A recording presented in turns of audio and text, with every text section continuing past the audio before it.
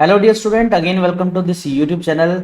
आपको पता है क्लास 12 फिजिक्स का कंप्लीट कोर्स पढ़ रहे थे, जिसमें लास्ट वीडियो जो था हमारा वो चैप्टर नंबर 3 करंट इलेक्ट्रिसिटी का था, पार्ट 1, जिसमें हमने अप टू रेजिस्टेंस टॉपिक हमने पढ़ लिया था। और इस वीडियो के अंदर हम सेकेंड पार्ट में कंप्लीट चैप्टर को कवर करने वाले हैं, जिसमें हमारे जो मेन टॉपिक्स रहेंगे वो रहेगा इलेक्ट्रिक सेल का कॉन्सेप्ट, सेल सीरीज पैरेलल में किस तरह से कंबाइन होते हैं, क्या रिजल्ट्स होते हैं उनके। देन कॉम्प्लेक्स सर्किट्स को सोल्व करने के लिए किरचॉफ लॉज के कॉन्सेप्ट हैं, and at the end Wheatstone bridge condition है, व्हिटस्टोन ब्रिज प्रिंसिपल है। आपको पता होगा हमने इसके काफी सारे टॉपिक्स कंप्लीट कर लिए हैं। लास्ट में इलेक्ट्रिक पावर का और एनर्जी का कॉन्सेप्ट भी हम रिवील करेंगे, उसको भी हम डिस्कस करेंगे क्योंकि उसका छोटा सा पार्ट इस चैप्टर में है। सो रेजिस्टेंस इन सीरीज पैरेलल, ये टॉपिक डायरेक्ट सिलेबस का पार्ट नहीं है, बट हमें आइडिया होना चाहिए, क्योंकि फर्स्ट ऑफ ऑल आपको पता है कि जिस चीज का कुछ ना कुछ रेजिस्टेंस हो, सिग्निफिकेंट वैल्यू हो, हम उसको जनरली रजिस्टर वर्ड से बुलाते हैं। किस वर्ड से बुलाते हैं? रजिस्टर। जिसको जिसका कुछ ना कुछ रजिस्टर रेजिस्टेंस हो, एंड उसका सिंबल कुछ इस तरह से रहता है, जिगजैग हम लाइन बना देते हैं, ये रेजिस्टेंस का सिंबल रहता है। अब रेजिस्टेंस हर एक डिवाइस का या हर एक इंस्ट्रूमेंट का होता है, तो जब हम उन इंस्ट्रूमेंट्स को या डिवाइसेस को आपस में कनेक्ट करते हैं तो उनके कनेक्शन से ओवरऑल रेजिस्टेंस भी चेंज हो जाता है। तो उसके लिए दो मेन कॉम्बिनेशन आपको पता होगा। लेट अस से फर्स्ट कॉम्बिनेशन की अगर मैं बात करूं तो इस तरह का कॉम्बिनेशन जिसमें रजिस्टर कुछ ऐसे कनेक्टेड हो, और दूसरा कॉम्बिनेशन आपको पता होगा जिसमें रजिस्टर कुछ इस तरह से कनेक्टेड होते हैं। तो इनके जो डायरेक्ट रिजल्ट्स हैं वो मैं आपको बताने वाला हूं, क्योंकि इसका जो एक्सप्रेशन है वो हमें ड्राइव नहीं करना, हमें जो है डायरेक्ट रिजल्ट पता होने चाहिए। सो लेट अस से ये जो रेजिस्टेंस है इसकी वैल्यू R1 है, इसकी वैल्यू R2 है और इसकी वैल्यू R3 है। इन अ सिमिलर वे यहाँ पर ये है R1, R2 और R3। दोनों अगर आप देखो तो पहला जो तरीका है इसको हम सीरीज कॉम्बिनेशन बोलते हैं, और जो दूसरा है इसको हम पैरेलल कॉम्बिनेशन बोलते हैं। सो लेट अस से हमने यहाँ पर इसको किसी V वोल्ट की बैटरी से कनेक्ट किया, और यहाँ पर भी हमने इसको V वोल्ट की बैटरी से कनेक्ट किया। इससे क्या होता है कि इसमें जो करंट है वो सेम फ्लो करता है। अगर पहले में करंट आई है तो दूसरे में भी आई करंट फ्लो करता है, तीसरे में भी आई करंट फ्लो करता है। लेकिन यहाँ कुछ अलग कहानी है, करंट हर ब्रांच में अलग अलग जाता है। लेट अस से इसमें I1 गया, दूसरे में अगर I2 गया, तीसरे में I3 गया।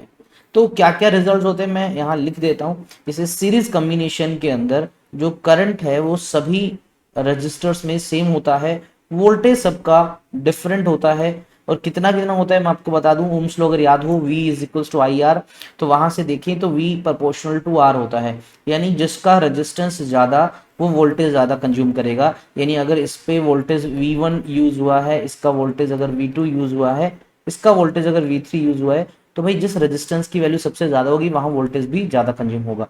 और आप ऐसे भी लिख सकते हो कि जो वोल्टेज कंज्यूम का जो रेशो है वो रेजिस्टेंस के रेशो के बराबर होता है। ये कुछ पॉइंट्स हैं जो आपको डायरेक्ट याद रखने हैं। ये पॉइंट नंबर 1 है, ये पॉइंट नंबर 2।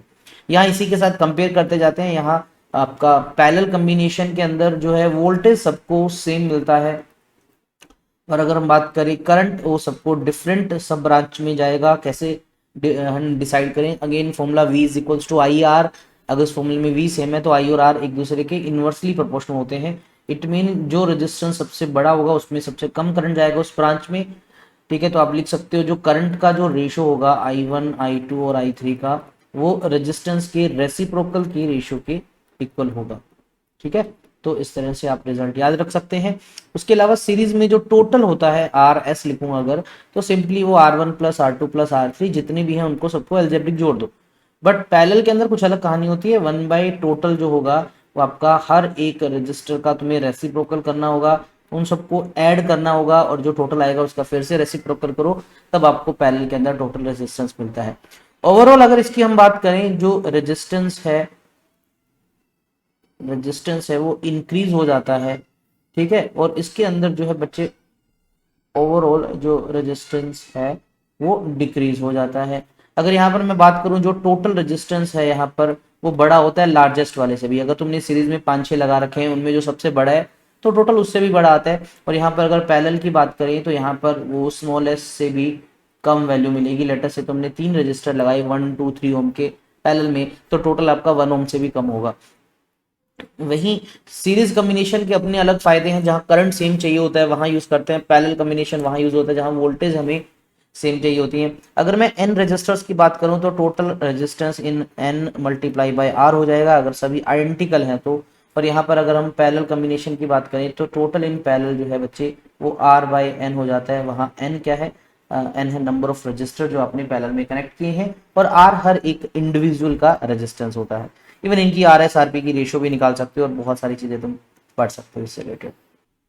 एक फॉर्मूला और तुम्हें बताना चाहूँ पैरेलल का है। जनरली क्या है बच्चे, अगर आपको कभी भी दो रजिस्टर पैरेलल में अगर दिख जाए कहीं पर भी, दो का ही मैं बता रहा हूँ, ये शॉर्ट ट्रिक बोल दो या शॉर्ट ट्रिक तो नहीं बोलूंगा, फॉर्मूला ही है।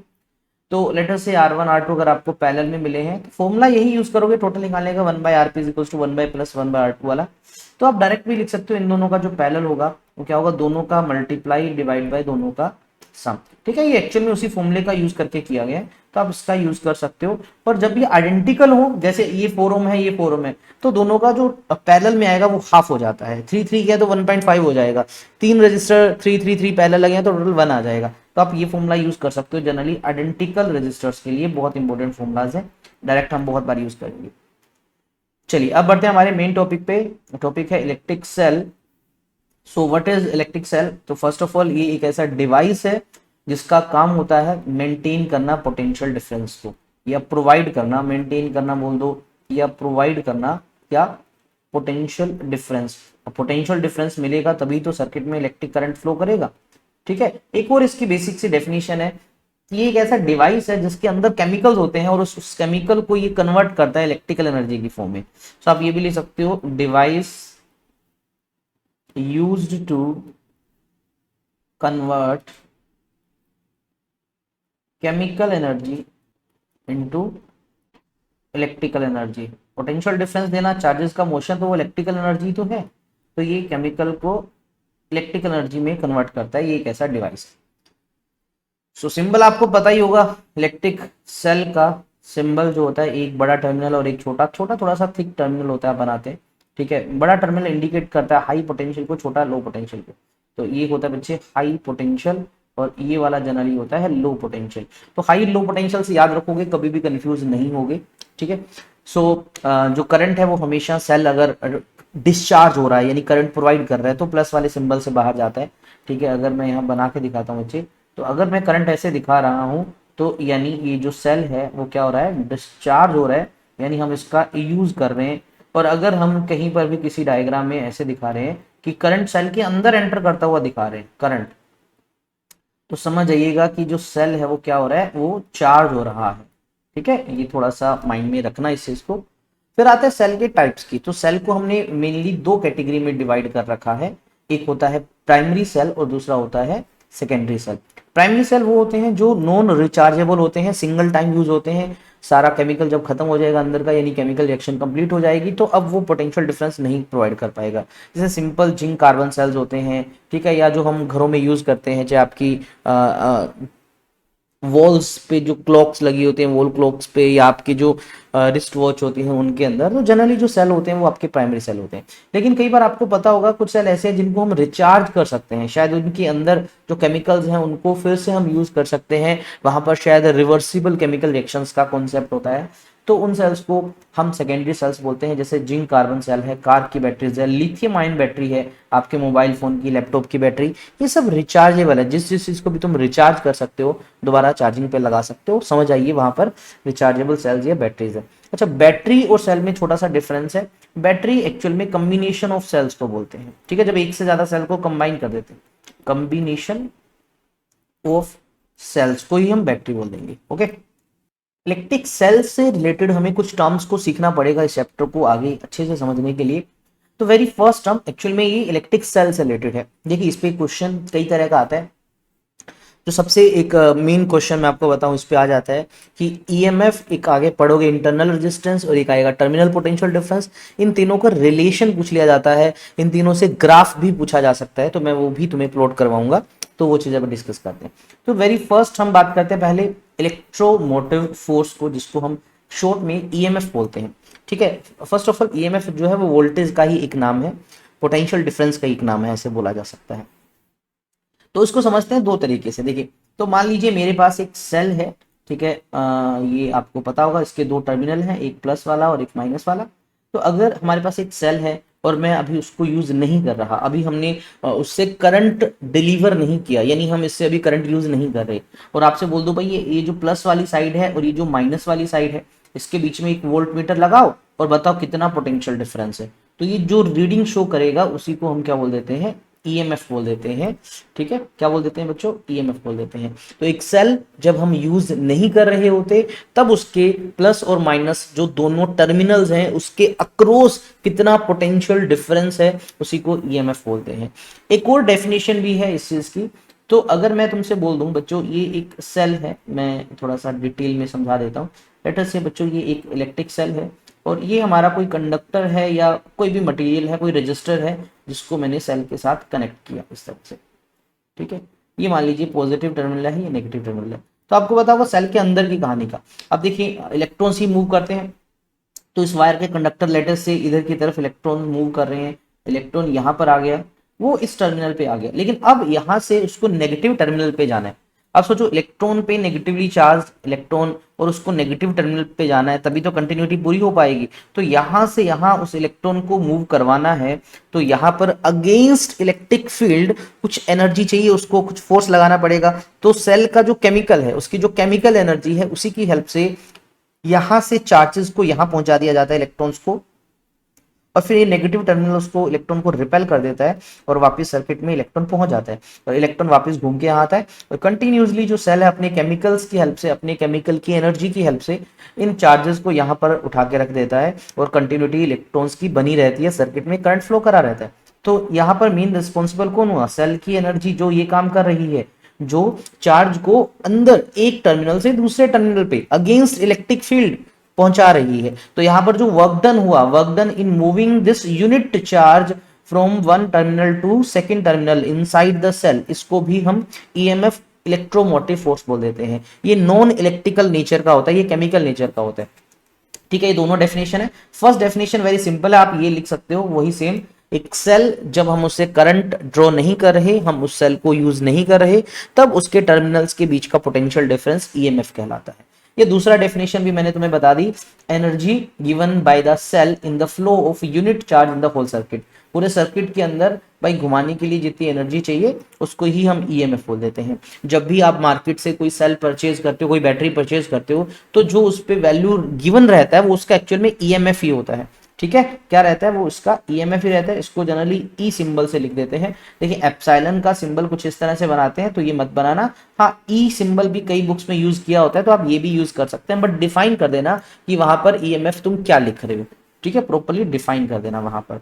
इसके अगर यूनिट की बात करें तो बच्चों पोटेंशियल डिफरेंस ही है, तो इसका यूनिट वोल्ट ही होगा, और डायमेंशन फॉर्मूला वही पोटेंशियल डिफरेंस वाला जो है वही हम लिखेंगे। वर्क डन बाय चार्ज से हम निकाल सकते हैं डायमेंशन फॉर्मूला, इसका dimension formula work done by charge से, वर्क डन का होता है m1l2t - 2, चार्ज का होता है बच्चे a1t1, तो यहां से इसका डायमेंशन फॉर्मूला बन गया m1l2t - 3 हो गया और a - 1 हो गया। तो ये आपका ईएमएफ का फॉर्मूला बन गया।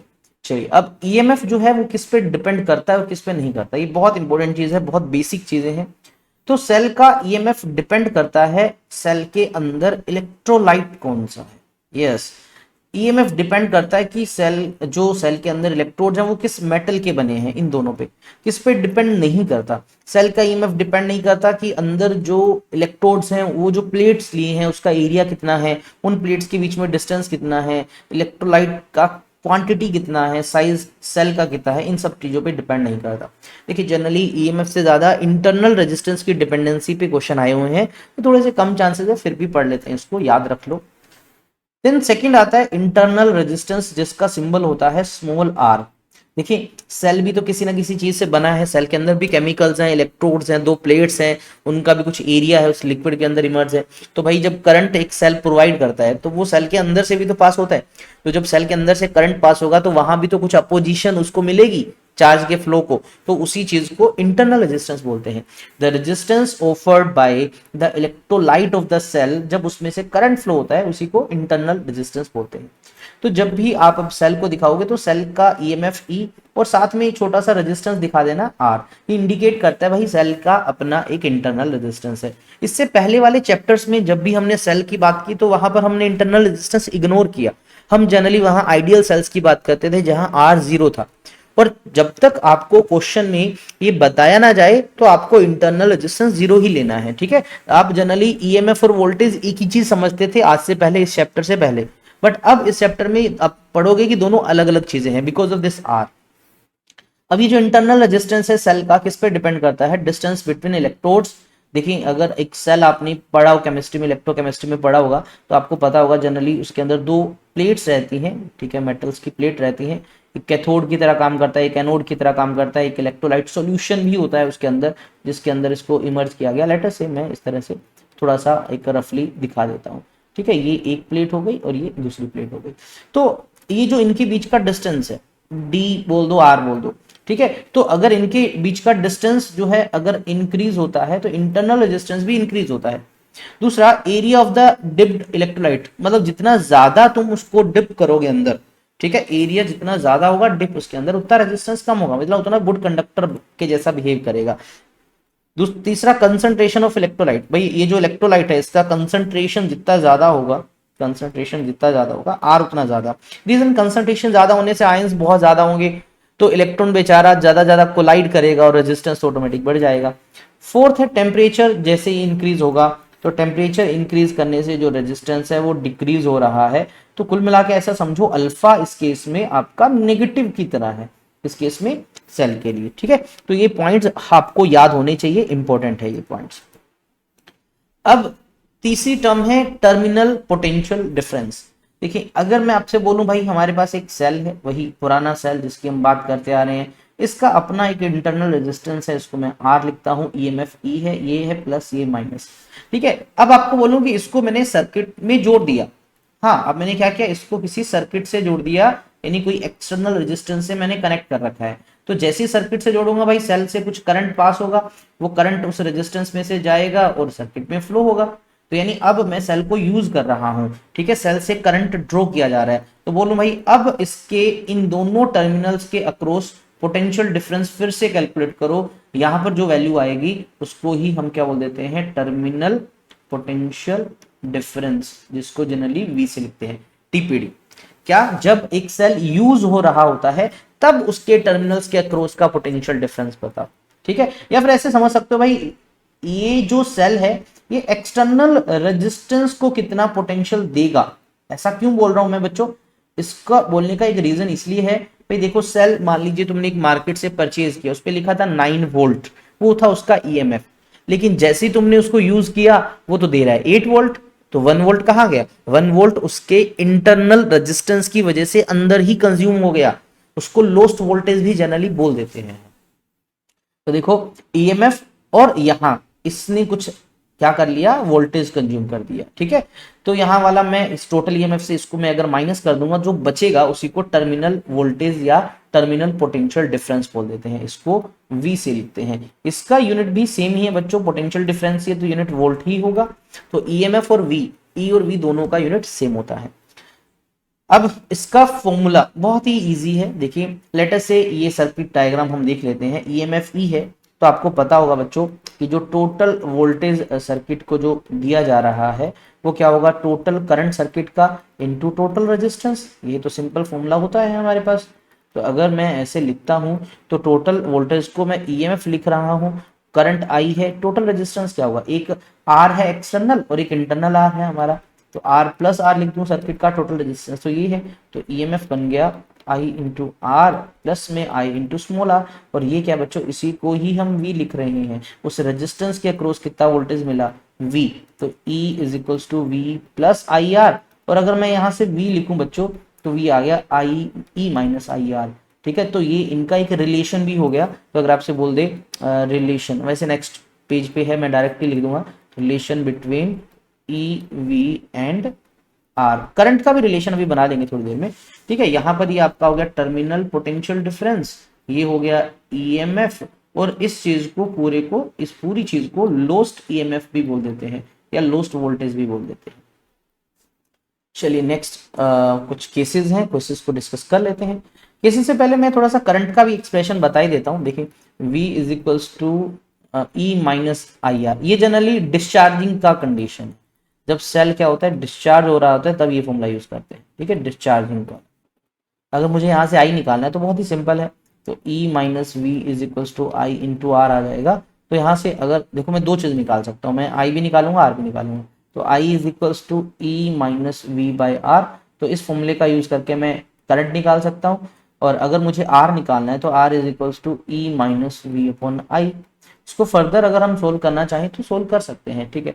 इसको आप ई माइनस वी, क्या इस v is equal to I R अगर मैं लिखता हूँ तो i को v बाई आर लिख दूँ भाई। तो अगर v बाई आर लिख सकता हूँ तो इसको मैंने v बाई आर लिख दिया। तो ये फॉर्मूला बन गया e minus V upon V into R, या इसको लिखूँ e minus V minus one into R. तो ये सारे फॉर्मूले इंटरनल रेजिस्टेंस के बन जाते हैं, जो हमारे यूज का है। जब भी हमें कोई रिक्वायरमेंट हो तो हम उनको यूज कर सकते हैं, ठीक है। जनरली पहले ना हमारे सिलेबस में एक डिवाइस हुआ करता था, पोटेंशियोमीटर। तो पोटेंशियोमीटर डिवाइस में इन फॉर्मूले का यूज करते थे, वहां पर हम इंटरनल रेजिस्टेंस ही निकालते थे सेल का। लेकिन इसके स्पेशल केसेस अगेन मैं बोलूंगा मोस्ट इंपॉर्टेंट है, मोस्ट इंपॉर्टेंट है एमसीक्यू क्वेश्चन के लिए तो स्पेशली बहुत ज्यादा। हमने वही माना एक सेल जिसका ईएमएफ ई, इंटरनल रेजिस्टेंस आर, हमने इसको एक एक्सटर्नल रेजिस्टेंस आर से जोड़ रखा है और करंट पास हुआ आई। तो पहला केस, जब सेल डिस्चार्ज हो रहा है। मैं बताऊं सेल डिस्चार्ज कब होता है, जब सेल खुद करंट प्रोवाइड करता है, मतलब सर्किट को करंट ये देता है। तो आपको रिलेशन पता ही है बच्चों, क्या है, E is equals to V plus I R, थोड़ी देर पहले हमने ड्राइव किया था, ठीक है। और यहाँ से I का फॉर्मूला भी लिख रखा है, ठीक है, वैसे हमें पता ही है। तो यहाँ से V निकालो बच्चों, मैं डायरेक्ट कर देता हूँ, आप इसको स्किप भी कर सकते हो। So V is equals to E minus I into R. तो ये हमारा फॉर्मूला आया टर्मिनल पोटेंशियल डिफरेंस का। और अगर आप यहाँ इस फॉर्मूले से देखो तो एक इंपॉर्टेंट रिजल्ट आप ये निकाल सकते हो कि जो V है वो लेस है किससे, E से, यानी टर्मिनल पोटेंशियल डिफरेंस ईएमएफ से कम होता है। कब, जब सेल डिस्चार्ज हो रहा होता है, ठीक है। यानी एक सेल जब करंट दे रहा होता है तब उस सेल ने जो ईएमएफ शो किया था, मतलब जो उसका ईएमएफ था उससे कम वोल्टेज दे रहा होता है, V हमेशा कम मिलता है। दूसरा केस, जब हम एक सेल को चार्ज कर रहे होते हैं, तो मैंने आपको बताया था कंडीशन कब होता है, जब हम सेल को चार्ज करना है। तो भी सेल को चार्ज कोई दूसरा सोर्स से करेंगे। तो लेटर से हमारे पास एक V वोल्टेज हमने अप्लाई किया, इसका काम है सेल को चार्ज करना। तो भाई ये एक्सटर्नल सोर्स करंट देगा सेल को, इस बार करंट जो है सेल के अंदर की तरफ जाएगा, ठीक है। तो इस केस में क्या करना है बच्चों, सिर्फ करंट की डायरेक्शन अपोजिट होगी, पहले सेल से जाती थी अब सेल से बाहर आ रही है।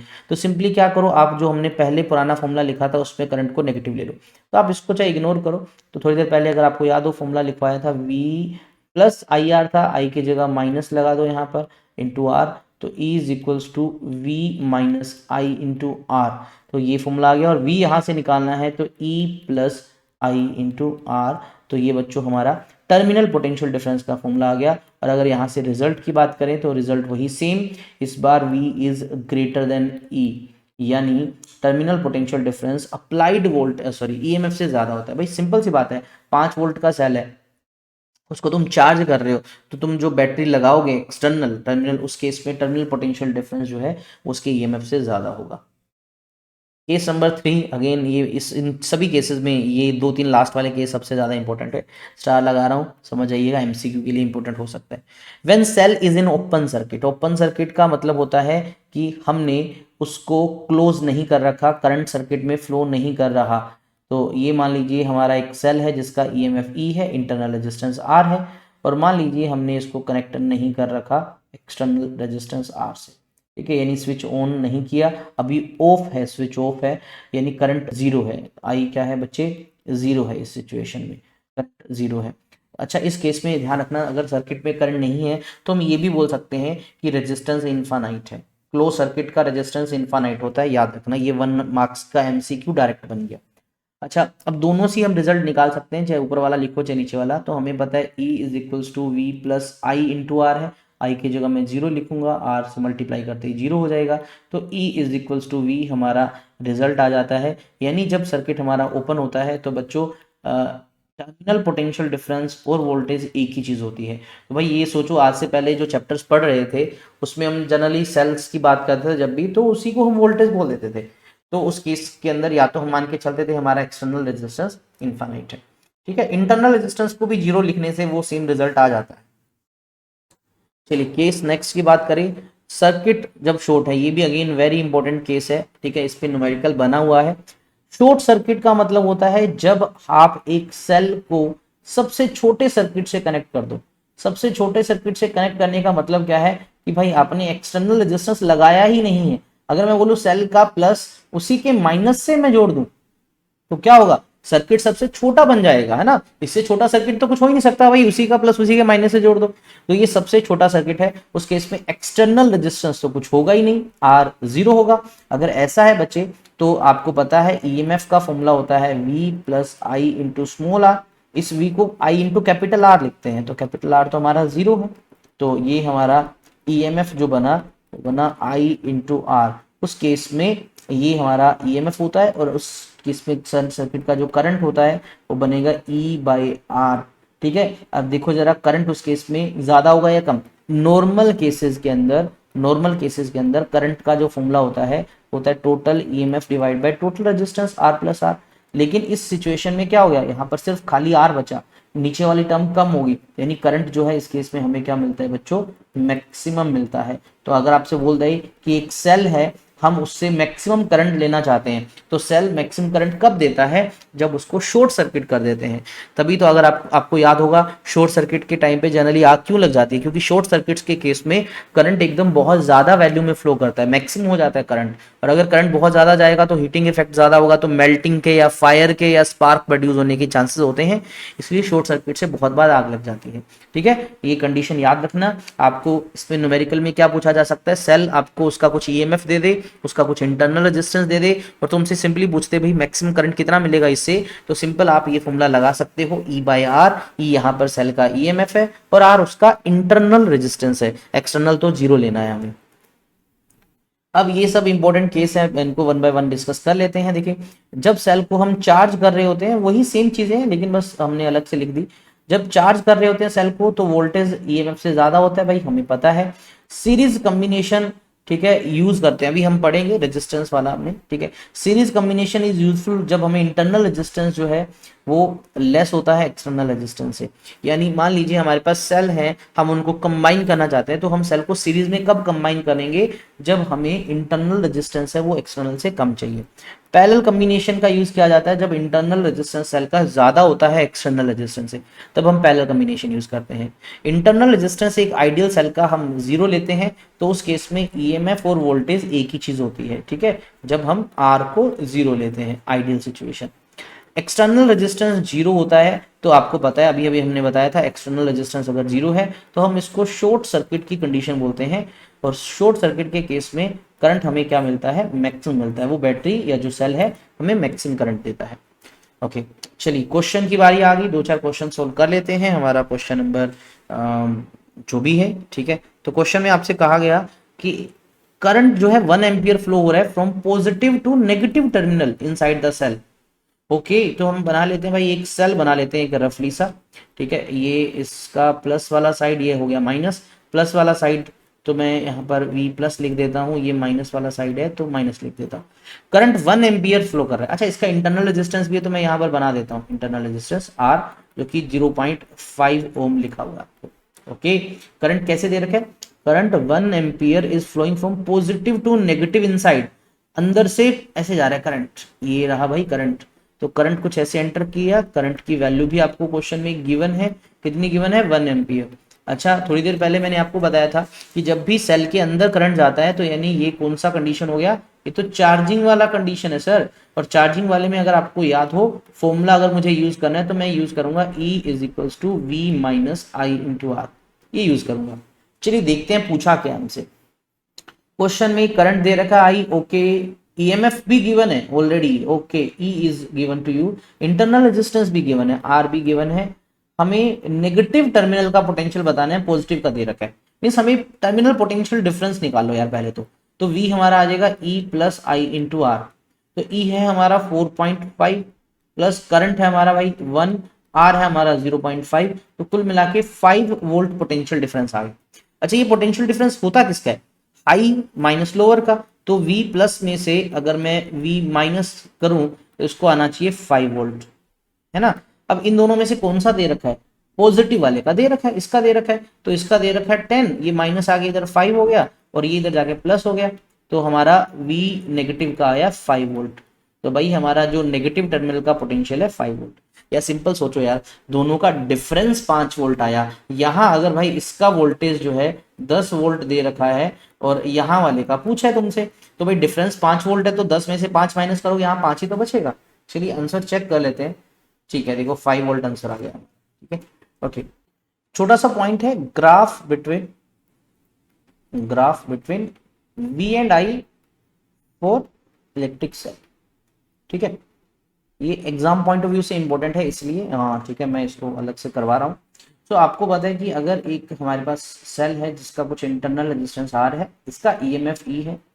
ठीक है, मान लीजिए हमने इसको एक एक्सटर्नल रेजिस्टेंस R से कनेक्ट कर रखा है और इस तरह से इसको जोड़ दिया और इसमें से करंट फ्लो कर रहा है, यानी सेल जो है वो करंट दे रहा है, ये डिस्चार्ज हो रहा है।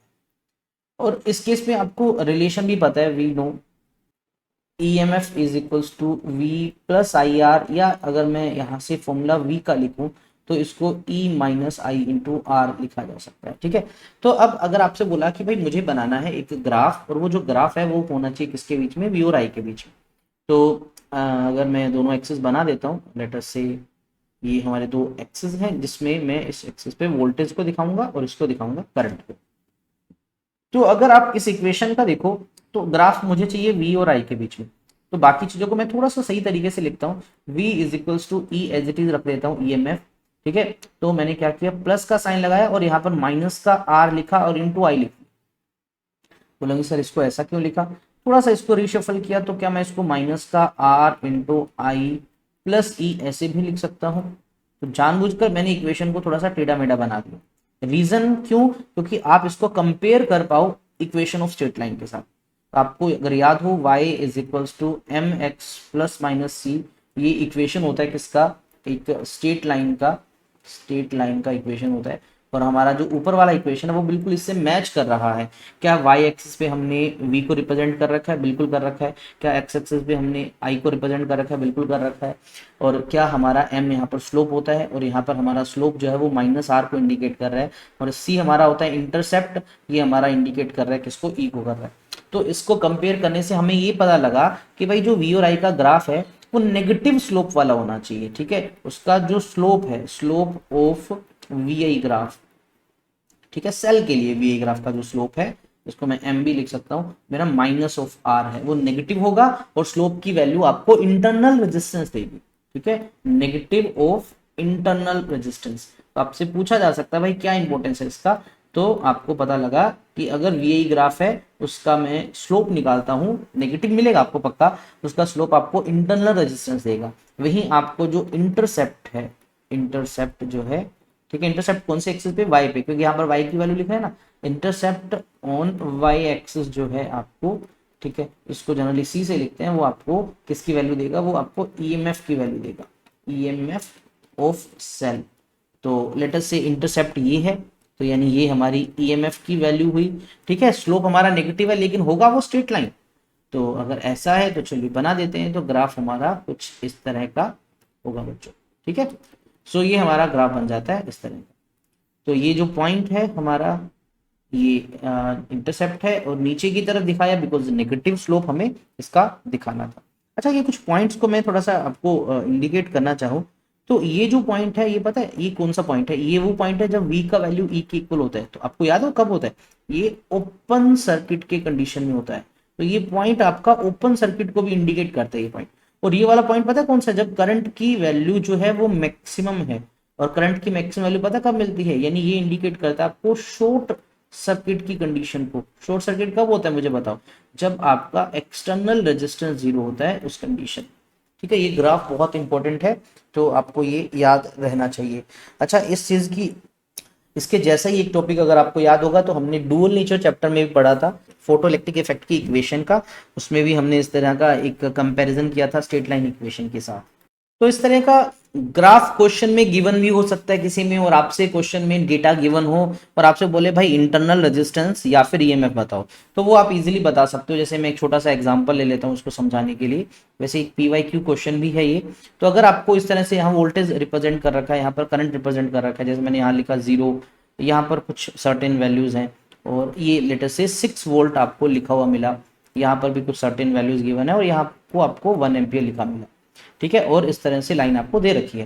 और क्वेश्चन में मैं तुमसे बोलूं भाई इस क्वेश्चन में इस सेल का ईएमएफ और इंटरनल रेजिस्टेंस बताओ, तो बहुत इजी है। अब देखो ये पॉइंट जो होता है जहां वो इंटरसेक्ट करता है, तो ये हमारा कौन सा पॉइंट होता है, ये ओपन सर्किट का, यानी ई और वी बराबर होते हैं, तो ईएमएफ हमारा क्या हुआ 6 वोल्ट हो गया। अब बात आती है इंटरनल रेजिस्टेंस, तो भाई इस लाइन का स्लोप निकालना है। स्लोप होता है परपेंडिकुलर बाय बेस, तो परपेंडिकुलर आपका 6 है, बेस हमारा 1 है, तो कितना आएगा भाई बताओ, 6/1 हमारा 6 ओम इंटरनल रेजिस्टेंस आ गया इसका, इस क्वेश्चन का, ठीक है। तो बहुत ही इजी था। स्लोप हमें ये देगा और जो इंटरसेप्ट है वो हमें ईएमएफ का वैल्यू देगा। चलिए चलिए बढ़ते हैं नेक्स्ट टॉपिक पे। नेक्स्ट टॉपिक है हमारा combination of cell in series and in parallel. Cell को भी हम कंबाइन करेंगे सीरीज या पैरेलल में, भी करना ही क्यों है, आपको पता है हर एक सेल का अपना एक ईएमएफ है, इंटरनल रेजिस्टेंस है। जब उसको एक्सटर्नल रेजिस्टेंस से जोड़ते हैं तो वो कुछ करंट भी देता है, टर्मिनल वोल्टेज भी होता है उसका। तो सोचो सेल्स को जब आप कनेक्ट कर दोगे तो टोटल टर्मिनल पोटेंशियल डिफरेंस कितना मिलेगा, टोटल इंटरनल रेजिस्टेंस कितना हो जाएगा, और वो करंट कितना देगा। तो कुछ केसेस में हमें करंट ज्यादा मिलता है, कुछ करंट केसेस में हमें वोल्टेज ज्यादा मिलता है। तो हमें समझना पड़ेगा कि सीरीज पैरेलल में होता क्या है, फिर हम उसके अकॉर्डिंग सेल्स का यूज करेंगे। तो चलिए सबसे पहले हम बात करते हैं सेल सीरीज और पैरेलल की। आपने देखा भी होगा यार, जैसे अगर मैं बहुत ही सिंपल सा एग्जांपल लेता हूँ, भाई ये एक सेल है, ये हमारे पास दूसरा सेल है, ठीक है। तो अगर ये प्लस है, ये इसका माइनस है, ये प्लस है, ये माइनस है, आपने देखा होगा इसको इस तरह से भी कनेक्ट कर सकते हैं, तो ये भी एक कम्बिनेशन का तरीका है। वहीं अगर मैं इन दोनों सेल्स को आपस में इस तरह से रखने की बात करूं, ठीक है, दोनों के प्लस वाले जो है वो साइड कनेक्ट कर दिए और दोनों के माइनस वाले साइड कनेक्ट कर दिए, तो ये भी एक कम्बिनेशन का तरीका है। तो यही जो पहला तरीका है ये सीरीज कम्बिनेशन है, और दूसरा है हमारा पैरेलल कम्बिनेशन। दोनों के रिजल्ट्स को समझना है। तो पहले बारी आती है सीरीज कम्बिनेशन की, ठीक है। तो सीरीज कम्बिनेशन होता क्या है, तो देखो एक ऐसा कम्बिनेशन जिसमें हम सेल को एंड टू एंड कनेक्ट करते हैं, यानी एक सेल का प्लस माइनस तो उसी सेल का माइनस दूसरे के प्लस से जोड़ दिया, दूसरे का माइनस तीसरे के प्लस से जोड़ दिया, तीसरे का माइनस चौथे के प्लस से जोड़ दिया, एंड सो ऑन चलता जाए चलता जाए। इस कम्बिनेशन को सीरीज कम्बिनेशन बोलते हैं। और इसका बेनिफिट क्या मिलेगा, जो टोटल ईएमएफ है सीरीज कम्बिनेशन में वो इक्वल होता है किसके, sum of EMF of individual side. सबके ईएमएफ को जोड़ दो, टोटल ईएमएफ आपको इसमें मिल जाता है। बहुत ही सिंपल सा तरीका है। तो हमें क्या करना है, हमें अब एक फॉर्मूला ड्राइव करना है कि सेल को सीरीज में जोड़ने से टोटल ईएमएफ कितना मिलेगा। तो हमने इस तरह से कई सेल कंबाइन कर देने हैं, और हमें ये देखना है कि भाई इन सबको कंबाइन करने से इनका इक्विवेलेंट वैल्यू कितना आता है, हमें ये चेक करना है। अब सोचो यहाँ हमने 3 4 5 कितने भी सेल लगा सकते हैं, फॉर्मूला ड्राइव करते टाइम मैं 2 ही सेल यूज करूंगा, ठीक है। तो मान लीजिए आपने 4 सेल लगाए हैं, तो चारों का इक्विवेलेंट ईएमएफ आएगा, तो उसको ई इक्विवेलेंट लिख देंगे। चारों का अपना इंटरनल रेजिस्टेंस है, लेकिन उन सबका टोटल भी तो कुछ आएगा, उसको हम आर इक्विवेलेंट बोल देंगे। और सबको अपने एक्सटर्नल रेजिस्टेंस से कनेक्ट करना है, तो यहाँ पर भी हमने एक्सटर्नल से कनेक्ट कर रखा है। तो चलिए पहले सीरीज का फॉर्मूला ड्राइव कर लेते हैं। तो मैंने इसके लिए क्या किया बच्चों, इसके लिए मैंने 2 सेल कंसीडर कर लिए, ठीक है। ये पहला सेल है, और मान लीजिए ये हमारा दूसरा सेल है। इसका ईएमएफ जो है वो E1 है, इसका ईएमएफ E2 है, इंटरनल रेजिस्टेंस R1 है, इसका इंटरनल रेजिस्टेंस R2 है। अब आपको पता होगा सीरीज कम्बिनेशन बोलते किसको हैं, जब एक का प्लस दूसरा माइनस कनेक्ट कर दें, तो ये कनेक्शन हमने कर दिया, तो इन दोनों को लगा दिया सीरीज में। अब मान लीजिए इन दोनों को मिलाकर मैंने एक एक्सटर्नल रेजिस्टेंस R से जोड़ रखा है, ठीक है, R से। और ये दोनों सेल सीरीज में है तो सेम करंट फ्लो करेगा दोनों में, टोटल करंट कुछ आई होगा सर्किट में, वो यहाँ से फ्लो कर रहा है सर्किट के अंदर। अब इसने जो पोटेंशियल डिफरेंस देना है, टर्मिनल पोटेंशियल डिफरेंस जिसको बोलते हैं, उसको मैं V1 बोल देता हूँ, और इसने जो देना है उसको मैं V2 बोल देता हूँ। अब सेल करंट दे रही हैं, डिस्चार्जिंग की ही कंडीशन है, मैं यहाँ लिख देता हूँ कि बच्चों डिस्चार्जिंग की ही बात हो रही है। अच्छा, एक दो स्पेशल केस में बताऊंगा कि सेल उल्टे लगे हो तो क्या होगा, ठीक है। अभी समझ लीजिए ये डिस्चार्जिंग की कंडीशन है, तो फॉर्मूला हम कौन सा यूज करेंगे, E is equals to V plus I into R, ये फॉर्मूला हम लगाएंगे यहाँ पर। तो अगर मैं आपसे पूछूं भाई इस फॉर्मूले के अकॉर्डिंग फर्स्ट सेल जो है उसने कितना टर्मिनल पोटेंशियल डिफरेंस दिया, तो V1 जो आएगा हमारे पास यहाँ से निकालो तो E माइनस आई आर, तो E1 minus I into R1, आई तो सेम ही है। इसी तरह से सिमिलरली सेकंड के लिए लिखता हूँ, दूसरे के लिए, तो V इज इक्वल टू आ जाएगा E2 minus I into R2। ये कहाँ से आया? From first cell. ये डेरिवेशन भी एग्जाम में पूछा हुआ है, ठीक है। ये आया सेकंड सेल से। अब मान लीजिए इन दोनों को जब आपने लगाया तो इन दोनों का टोटल कुछ इस तरह से आया। मान लीजिए ये दोनों मिलके एक सिंगल बैटरी बन गई, एक सिंगल सेल बन गया ये वाला, और इसका रेजिस्टेंस इसका ईएमएफ लेटर से मैं लिखता हूँ ES, एस फॉर सीरीज, और दोनों का टोटल रेजिस्टेंस RS लिख देता हूँ। इन दोनों को भी मैंने एक्सटर्नल रेजिस्टेंस R से जोड़ दिया। ये भी सर्किट को कितना करंट दे रहा है? I दे रहा है, ठीक है। तो इसकी टर्म में मुझे लिखना है। तो अब मैं इक्विवेलेंट सेल के लिए लिखता हूँ। इक्विवेलेंट सेल मतलब इन दोनों का जो रिजल्टेंट है। तो क्या मैं उसकी वोल्टेज को V लिख दूं? क्या वो टोटल EMF ES है माइनस आई इंटू RS है, ठीक है। और हमें पता है बच्चों, क्या पता है भाई? हमें पता है कि जो V है वो एक्चुअल में V1 प्लस V2 ही है। अब V को लिखा मैंने ES minus I into RS, और V1 को लिखा मैंने E1 minus I into R1 plus में E2 इंटू आई माइनस R2। थोड़ा सा इसको रीशफल कर देते हैं। इसको मैंने ES को एज इट इज रखा, माइनस आई इंटू RS को एज इट इज रखा, E1 E2 को मैंने अलग कर दिया तो E1 प्लस E2 लिख दिया। यहाँ से और यहाँ से माइनस कॉमन है और I भी कॉमन है, तो यहाँ से R1 प्लस R2 आया। अब बस क्या करो, इक्वेशन को दोनों तरफ कंपेयर कर दो, कंपेयरिंग बोथ साइड। तो जब हमने कंपेयर किया तो पता लगा यहाँ पर ES जो है वो इस वैल्यू के इक्वल आया, तो यानी सीरीज में जो EMF आया वो आया E1 प्लस E2। और इंटरनल रेजिस्टेंस को कंपेयर किया तो देखो माइनस आई कॉमन आया यहाँ से, तो आई RS आया R1 प्लस R2।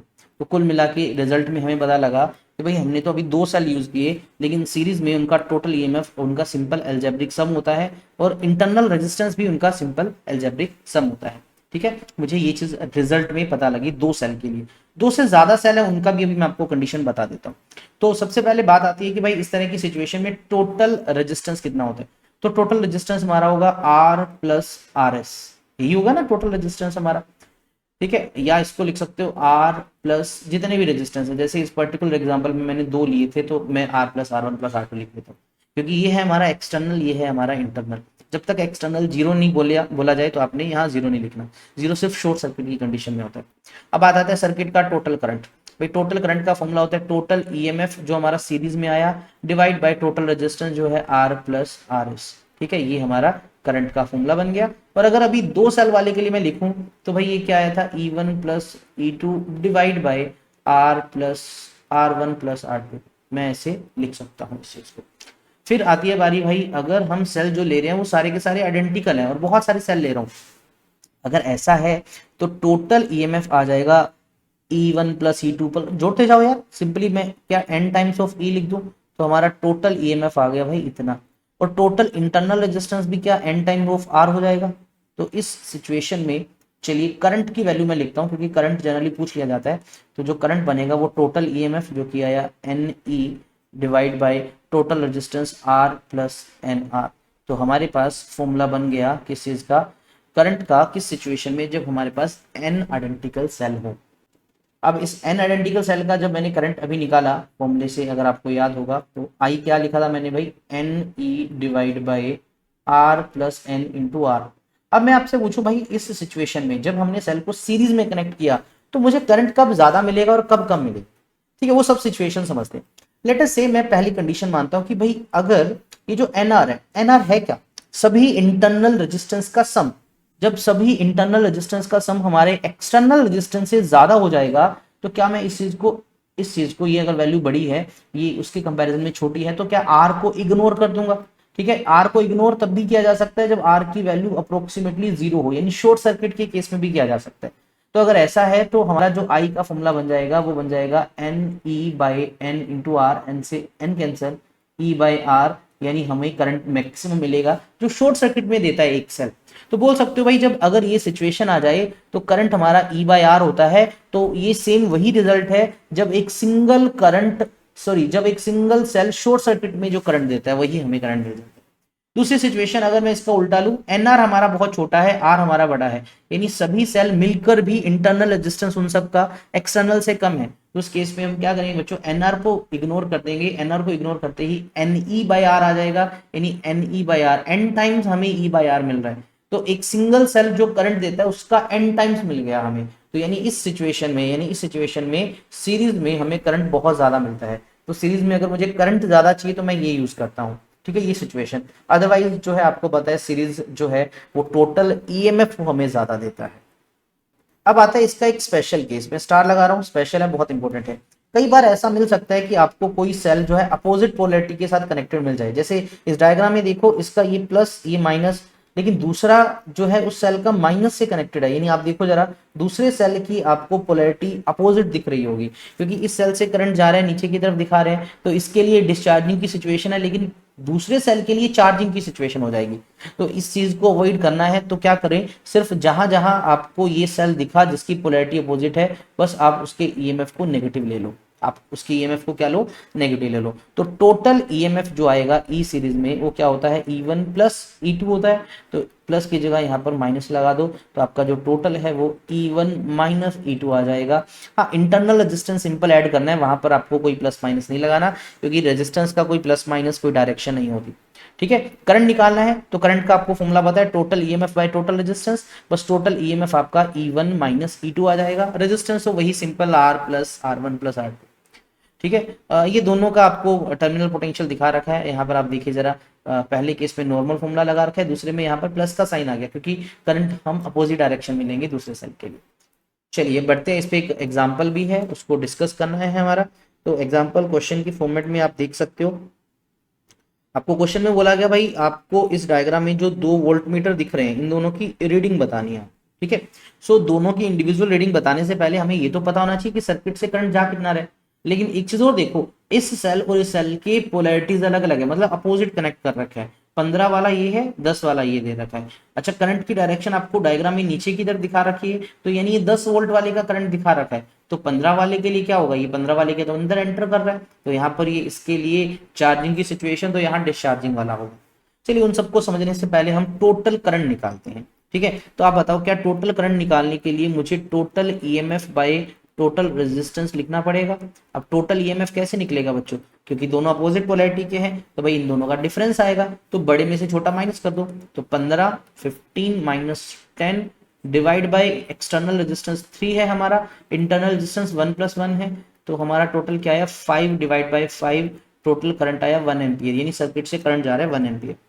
अब वोल्ट मीटर V1 किससे जुड़ा है, ये पहले सेल का टर्मिनल पोटेंशियल डिफरेंस बताना है, टर्मिनल पोटेंशियल डिफरेंस बताना है, तो टर्मिनल पोटेंशियल डिफरेंस किसका, ऑफ फर्स्ट सेल, यानी वोल्ट मीटर 1 की रीडिंग। तो कैसे निकलता है मुझे बताओ, सिंपल फॉर्मूला आपको पता है, ईएमएफ दे रखा है आपको E minus I into R, इसको हमने प्लस का लिया था ना बड़ा, तो इसमें से ये इसके लिए नॉर्मल फॉर्मूला लगाना है, तो भाई E इसका कितना है 15 है, माइनस करंट इसका 1 है, इंटरनल रेजिस्टेंस भी 1 है, कितना आया 13 14 आएगा ना, 1 आया 14 वोल्ट आ गया हमारा। लेकिन दूसरे केस में terminal potential difference of second cell अगर मुझे निकालना है, अच्छा एक चीज मैं थोड़ा सा क्लियर कर देता हूँ, एक चीज जो आपको कंफ्यूज कर सकती है, जब मैंने करंट की वैल्यू निकाली, क्या मैं E1 को बड़ा लेके चल रहा हूँ क्योंकि वो वैल्यू बड़ी है, तो करंट भी E1 के अकॉर्डिंग चलाना है। हाँ, डायग्राम में इसने ये दे रखा है, लेकिन हमने अगर यहाँ 15 माइनस 10 लिखा है, तो करंट की डायरेक्शन को मुझे ये कंसीडर करना पड़ेगा। मैं इसको रेड कलर से बना देता हूँ, तो इस बार करंट की डायरेक्शन को मुझे ये कंसीडर करना पड़ेगा, इस डायरेक्शन में करंट को मुझे लेना पड़ेगा, तो आप पूरे सर्किट में करंट की डायरेक्शन चेंज कर दीजिए। अच्छा, अगर इसको तुम 10 माइनस 15 करते तो माइनस का 1 एम्पियर आता, माइनस का 1 एम्पियर आने का मतलब क्या कि जहां जहां करंट है वहां उसको माइनस का पुट करते, ठीक है। अब अगर मैंने फर्स्ट सेल के अकॉर्डिंग करंट बना लिया, तो फर्स्ट सेल के लिए मुझे डिस्चार्ज वाला फॉर्मूला लगाना है, डिस्चार्जिंग वाला, लेकिन सेकंड सेल के लिए मुझे चार्जिंग वाला फॉर्मूला लगाना है, ठीक है। चार्जिंग वाला फॉर्मूला क्या होता है भाई बताओ, ईएमएफ दूसरे सेल का 10 है, माइनस यहाँ पर माइनस का करंट लेना है, तो माइनस का 1 इंटू रेजिस्टेंस 1, तो यहाँ पर ये टोटल ऐड हो जाएगा, तो 11 वोल्ट आपका आंसर आएगा दूसरे पार्ट का, ठीक है। बस ये ध्यान रखना, जल्दबाजी में बच्चे गलती कर सकते थे यहाँ पर, ठीक है। ये देख सकते हैं 14 एंड 11 करंट हमारा 1 एम्पियर था। चलिए अब बात आती है पैरेलल कॉम्बिनेशन की। भाई सीरीज हमने डिस्कस कर लिया, कि सेल को सीरीज में जोड़ने से क्या होता है, टोटल वोल्टेज बढ़ जाता है, ईएमएफ मिल हमें ज्यादा मिलता है। और हमने सिचुएशन भी देख ली, भी करंट ज्यादा चाहिए तो हमें क्या करना पड़ेगा, वो भी हमने डिस्कस कर लिया। अब आती है पैरेलल कॉम्बिनेशन। पैरेलल कॉम्बिनेशन में क्या होता है, जब आप पैरेलल में लगाते हो तो वोल्टेज सबके अक्रॉस सेम होती है, आपको शायद पता होगा। इसमें ये कनेक्शन होता कब है, जब सबके जो पॉजिटिव टर्मिनल्स हैं कॉमन होते हैं, ठीक है, टू वन पॉइंट, किसी एक पॉइंट पे, and all other negative terminal जो होते हैं कॉमन टू अदर पॉइंट। देखिए जैसे इस डायग्राम में 3 सेल देख रहे हो, ये प्लस साइड इसका, ये प्लस साइड इसका, ये प्लस, क्या सबके प्लस एक कॉमन इस पॉइंट से जुड़े हैं, और ये सबके माइनस है, देखो माइनस भी एक कॉमन पॉइंट से जुड़े हैं। इस कॉम्बिनेशन को हमने पैरेलल कॉम्बिनेशन नाम दिया। सबके अपने इंटरनल रेजिस्टेंस भी है। अब तीनों अपना इंडिविजुअल करंट सेंड कर रहे हैं, I1, I2, I3, और टोटल करंट सर्किट में आई चला। और हमें क्या निकालना है, लेटर से इन तीनों का जो टोटल है वो ये है, तीनों का टोटल रेजिस्टेंस R इक्विवेलेंट है। इसको EP भी लिख सकते हो, इसको RP भी लिख सकते हो, और इसको भी हमने R से कनेक्ट किया। तो तीनों ने I1, I2, I3 करंट भेजा, जो टोटल I बनाता है, तो इसके अंदर भी करंट हमारा I है। तो हम क्या करेंगे, अब इसका इक्वेशन ड्राइव करना है, बहुत ही इजी है डेरिवेशन इसका। तो चलिए, लेकिन थोड़ा अलग होगा। आप रेजिस्टेंस का जो पैरेलल सीरीज में सोचते हैं वो रिजल्ट आपको नहीं मिलने वाला, रिजल्ट थोड़ा आपको अलग मिलने वाला है। चलिए, एक्सप्रेशन के लिए मैंने क्या किया, 2 सेल को कंसीडर कर लेता हूं, 2 सेल से हम रिजल्ट बना सकते हैं, बहुत ही इजी है। तो मान लीजिए हमारे पास एक सेल ये है जिसका कुछ इंटरनल रेजिस्टेंस भी दिखाना है, ईएमएफ E1, रेजिस्टेंस R1। सो मान लीजिए हमारे पास दूसरा सेल है जिसका ईएमएफ E2 है, इंटरनल रेजिस्टेंस R2 है। दोनों के ये वाले साइड मैंने कॉमन कर दिए इस पॉइंट पे, और दोनों के ये वाले साइड भी मैंने कॉमन कर दिए इस पॉइंट पे, और हमने इन दोनों को जोड़ दिया एक्सटर्नल रेजिस्टेंस R से। ठीक है, अब यहां से कुछ करंट फ्लो हुआ ऊपर वाली ब्रांच से, इस पहले सेल ने भेजा I1, दूसरे सेल ने करंट भेजा लेटर से I2, और दोनों यहाँ पर कंबाइन होके I बन गया, I is I1 plus I2। ठीक है, और यहाँ से I वापस फर्दर डिवाइड होके इसमें ऊपर में चला जाएगा I1, और इस वाले में चला गया I2। V दोनों के अक्रॉस सेम होगा, क्योंकि पैरेलल की पहचान ही क्या होती है, V सेम होता है। तो अगर इसके across terminal potential difference V है, तो इसके अक्रॉस भी V ही होगा। हमें ये देखना है भाई, इन दोनों का जो रिजल्टेंट है, मतलब इन दोनों को लगाने से क्या ये दोनों किसी एक ऐसे सेल की तरह काम करेंगे जो इन दोनों का रिजल्ट हो। तो मान लीजिए ये सेल इन दोनों का रिजल्ट है, तो इसको मैं EP लिखूंगा, और इन दोनों का इंटरनल रेजिस्टेंस है, और ये मान लीजिए उन दोनों का रिजल्ट है RP। इसको भी मुझे एक्सटर्नल R से ही जोड़ना है। वो दोनों मिलकर अगर करंट I दे रहे हैं तो इस अकेले में भी करंट I ही जाना चाहिए। ठीक है, ये इनका इक्विवेलेंट है। तो फॉर्मूला आपको ध्यान रखना है। अब इन दोनों में ही सेल से करंट बाहर जा रहा है, तो हमें जो भी फॉर्मूला लगाना है बच्चों, वो डिस्चार्जिंग वाला ही लगाना है। डिस्चार्जिंग वाला सिचुएशन तुम्हें पता है, E is equals to V plus IR। देखिए इस बार करंट अलग अलग है, तो मैं I का फॉर्मूला बना रहा हूँ। तो यहाँ से पहले I का जनरल फॉर्मूला बना लीजिए। क्या इसको मैं E minus V by R लिख सकता हूँ। अब मैंने लिखा फर्स्ट सेल के लिए, ठीक है, फॉर फर्स्ट सेल। तो फर्स्ट सेल के लिए लिखता हूँ, तो क्या मैं I1 is equals to E1 minus V upon R1 लिख देता हूँ। इसी तरह से मैं सेकंड सेल के लिए यही सेम फॉर्मूला लिखता हूँ। तो I2 इज इक्वल्स टू जो आएगा वो आएगा E2 minus V upon R2। और अब मैं इक्विवेलेंट वाले के लिए लिखता हूँ, इनका जो इक्विवेलेंट सेल है, इक्विवेलेंट सेल, तो क्या उसके लिए जो I होगा वो EP minus V upon R into P होगा। और हमें पता है भाई, हमें क्या पता है, तुम्हें भी पता है ये बात, तो कि जो करंट है I वो एक्चुअल में I1 प्लस I2 का सम है, इन दोनों से ही तो बना है। तो I1, I2, I3 सबकी वैल्यूज पुट कर दो, I3 तो नहीं है, I1, I2 की। तो यहाँ पर पुट किया तो EP minus V upon RP is equals to E1 minus V upon R1 plus E2 minus V upon R2। थोड़ा सा इसको सही लिख देते हैं, तो इसको मैंने लिखा EP by RP minus V upon RP। और यहाँ पर E1 बाय R1 यहाँ से लिखा, और यहाँ से E2 बाय R2 इधर से लिख दिया। कॉमन दोनों का कुछ पार्ट नहीं है, इसलिए मैंने अलग से लिख दिया। हाँ, यहाँ V बाय R1 है, यहाँ V बाय R2, तो माइनस V कॉमन आएगा, तो यहाँ से 1 bye R1 plus 1 bye R2 आ गया। तो हमारे पास ये इक्वेशन बन गई। अब मैं बोलूँ भी कंपेयर करो इनको दोनों तरफ, कंपेयरिंग बोथ साइड। तो अगर आप कंपेयर करते हो तो आपको क्या रिजल्ट मिलेंगे, बहुत शानदार। EP बाय RP, यहाँ मैं लिखता हूँ EP बाय RP, ये यहाँ, ठीक है, is equals to E1 by R1 plus E2 by R2। तो यहाँ से इक्वलेंट जो P आया मतलब टोटल ईएमएफ आया वो आया E1 by R1 plus E2 by R2 और होल मल्टीप्लाई बाई RP। सो जब आप सेल को पैरेलल में कनेक्ट करते हो तो टोटल ईएमएफ कुछ इस तरह से निकलता है। हाँ, वो सिंपल फॉर्मूला नहीं बना, यहाँ पर फॉर्मूला क्या बना, ईएमएफ और इंटरनल रेजिस्टेंस का जो रेशो है उन सब का सम जो है वो इक्विवेलेंट ईएमएफ और इक्विवेलेंट रेजिस्टेंस इन पैरेलल का रेशो होता है। या फिर टोटल ईएमएफ निकालना है तो क्या करो, E1 by R1 plus E2 by R2 जितने भी है सबको ऐड करो और total resistance in parallel, internal resistance in parallel का जो भी सम आया उससे मल्टीप्लाई कर दो। अच्छा, अब दूसरी साइड भी कंपेयर करो, माइनस वी इधर 1 बाई आर पी है तो यहाँ से आया 1 by R P is equal to 1 by R1 plus 1 by R2। तो क्या पता लगा, इंटरनल रेजिस्टेंस में कोई चेंज नहीं है, इंटरनल रेजिस्टेंस जैसे आप सिंपली कैलकुलेट करते थे वैसे ही कैलकुलेट करना है। बस यहाँ पर फॉर्मूला जो अलग आया है वो फॉर्मूला अलग आया है किसका बच्चों, वो आया है ईएमएफ निकालने का। तो पैरेलल में ईएमएफ निकालने का तरीका कुछ ऐसे होता है। इसमें भी सोचो सेल की पोलैरिटी चेंज कर दोगे तो उसका ईएमएफ प्लस की जगह माइनस लेना पड़ जाएगा। चलिए इसमें भी हम कुछ चीजें कर लेते हैं, जैसे टोटल रेजिस्टेंस वो हमारा R प्लस आर पी होगा। तो R प्लस आर पी की जो भी वैल्यू अगर 2 है तो क्या 1 by R1 plus 1 by R2 पूरा सोल्व करूं तो ये आएगा R1 multiply by R2 R1 plus R2 ये आ जाएगा 2 के लिए। तो उससे ज्यादा के लिए अलग फॉर्मूला बनेगा। टोटल करंट अगर मुझे निकालना है I तो क्या होगा, टोटल ईएमएफ जो भी पैरेलल के अंदर आया डिवाइड बाय हमने टोटल रेजिस्टेंस लिखना है R प्लस आरपी की जो भी वैल्यू है यहाँ पर हम पुट कर सकते हैं।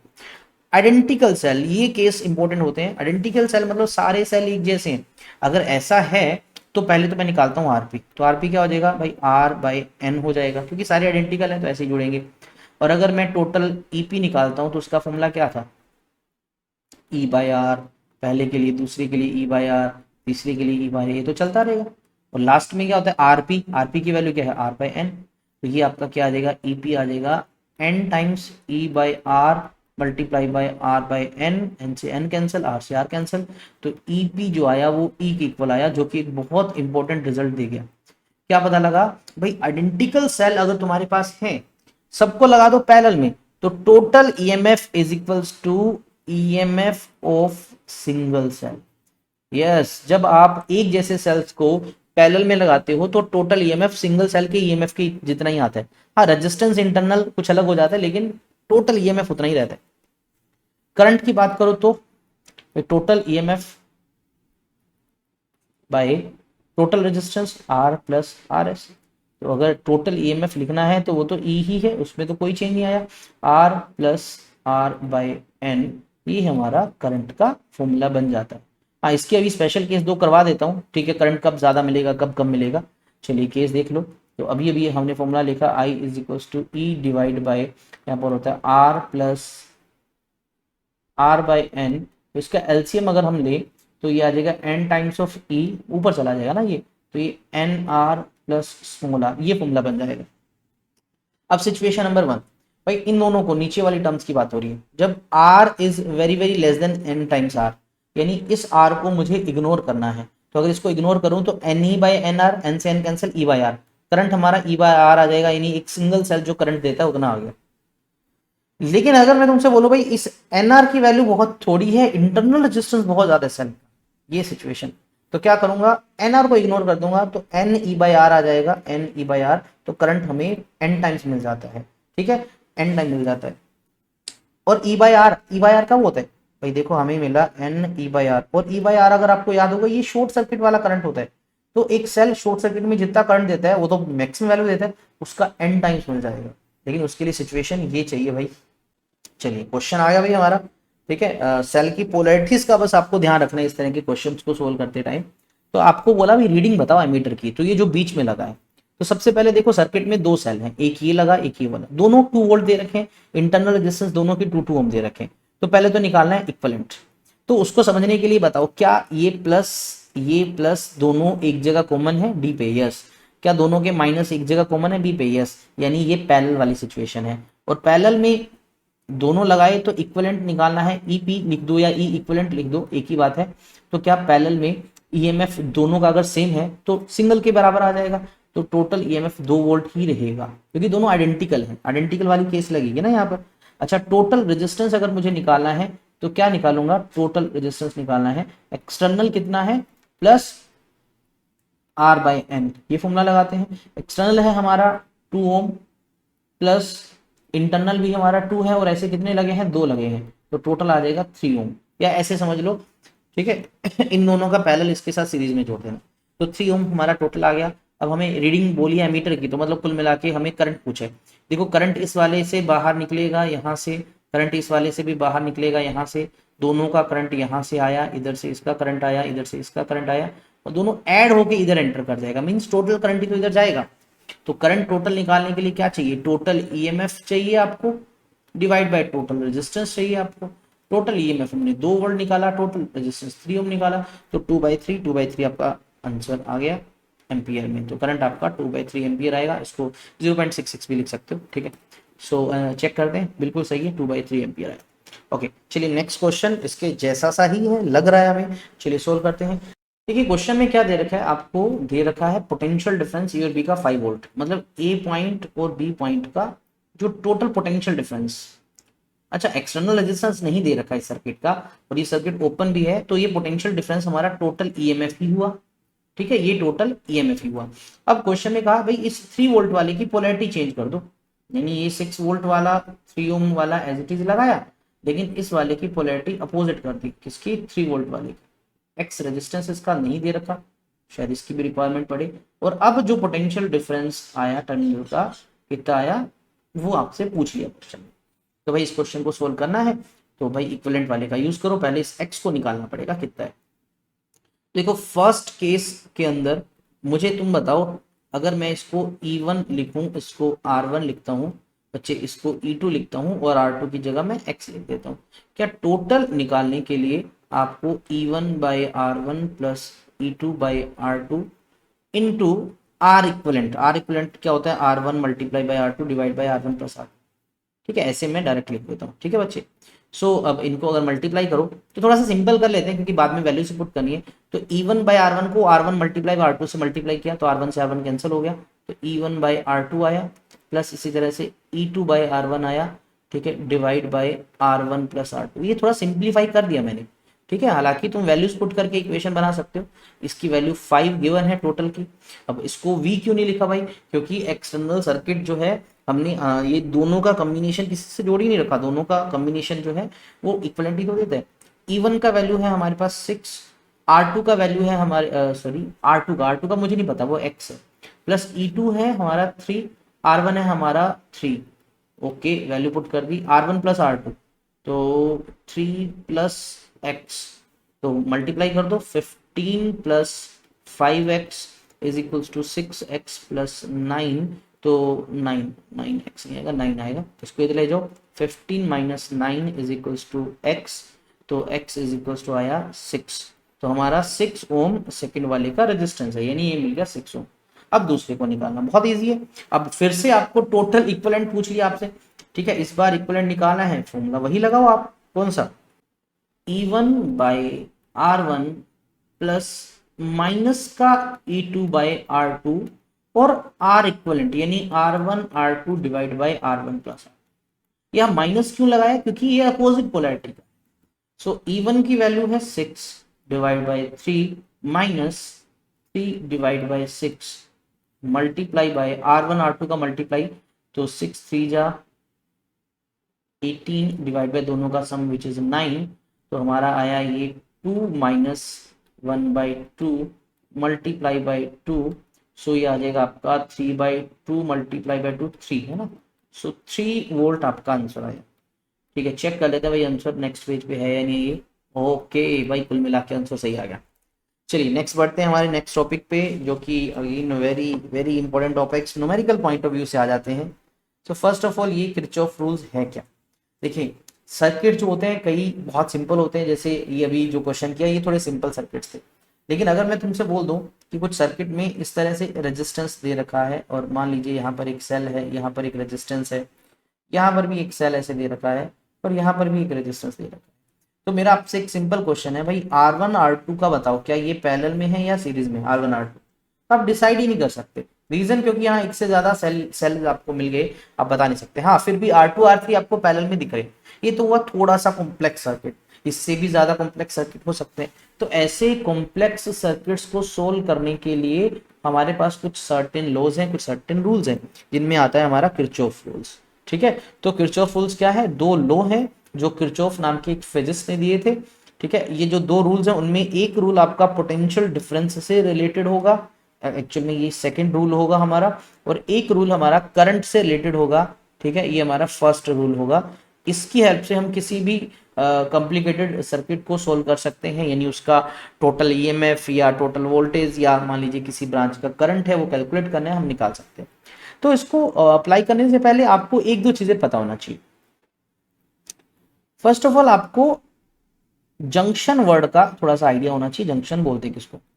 देखिए, अगर कोई वायर जॉइंट जहां मिनिमम 3 वायर मिल रही हो, मिनिमम 3, 3 से ज्यादा हो सकती है, कम नहीं चाहिए, जहां मिनिमम 3 वायर्स मिल रही हैं उस पॉइंट को हम क्या बोलते हैं? जंक्शन बोलते हैं। तो ये हमारा जो पॉइंट है ये क्या हुआ? ये हमारा जंक्शन हुआ। मिनिमम 3, 4 का भी हो सकता है, 5 हो सकते हैं, उससे ज्यादा हो सकता है, किसी भी शेप में हो सकते हैं, ऐसा नहीं है। ठीक है, तो वो हमारी जंक्शन होती है। ये सारे हमारे क्या है? जंक्शन है। जंक्शन क्लियर हुआ?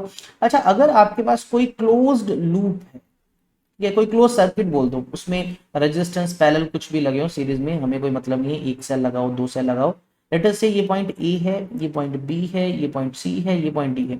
अगर आप इस चीज को देखो तो आप ए से स्टार्ट हो तो वापस आप ए पे आ सकते हो घूम के।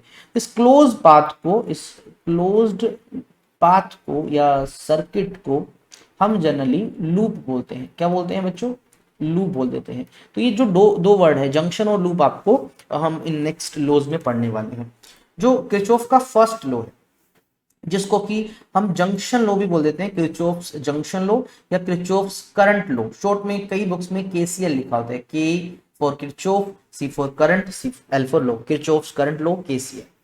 सो फर्स्ट ऑफ ऑल एक चीज जो याद रखनी है, this law is based on law of conservation of electric charge. MCQ question पूछा हुआ है, फिर भी पूछा जा सकता है कि आपका किरचॉफ का first rule conservation of charge पे बेस्ड है। कंजर्वेशन ऑफ चार्ज आपको पता होगा कि जितना टोटल चार्ज किसी भी इवेंट से पहले होता है उसके बाद में भी उतना होता है। अब आपसे मैं बोल दूं भाई, मान लो आपके पास कोई एक जंक्शन है, जंक्शन आपको बताया था जहां मिनिमम 3 या उससे ज्यादा वायर्स मिलती हैं। तो ये मान लीजिए एक पॉइंट है जहां आपको इस डायग्राम के अकॉर्डिंग 5 वायर मिलती हुई दिख रही है। तो तुमसे कहा भाई इन 5 वायर में से किसी 1, 2 या 3 में करंट आ रहा है और बाकियों से करंट बाहर जा रहा है। अगर ऐसा है तो जितने भी करंट अंदर एंटर कर रहे हैं या बाहर निकल रहे हैं उन सब का एल्जेब्रिक सम है वो 0 होगा। एल्जेब्रिक सम 0 होगा मींस बस यहां ध्यान रखना है भाई, जो अंदर आ रहे हैं और जो बाहर आ रहे हैं उनकी पोलैरिटी अलग अलग लेनी है। अगर अंदर वालों को तुम प्लस का ले रहे हो तो बाहर वालों को माइनस का लो, तो टोटल सम 0 आएगा। ऐसा क्यों? सोचो, अगर एक वायर में जितने करंट अंदर एंटर कर रहे हैं बाहर भी तो उतने निकलेंगे। ऐसा क्यों? Sir conservation of charge follow हो रहा है। अगर एक वायर है, मान लीजिए ये मान लीजिए वायर है, इस वायर में कुछ करंट जो है वो बाहर निकल रहा है, लेटर से I1 ऐसे बाहर निकल रहा है, I2 में लेटर से अंदर एंटर कर रहा है, और यहां से भी लेटर से अंदर एंटर कर रहा है I3 में, I4 में भी अंदर लेटर से एंटर कर रहा है, लेकिन I5 से बाहर निकल रहा है। अब इस डायग्राम में देखो, 2 वायर्स में बाहर निकल रहा है, 3 में अंदर एंटर कर रहा है।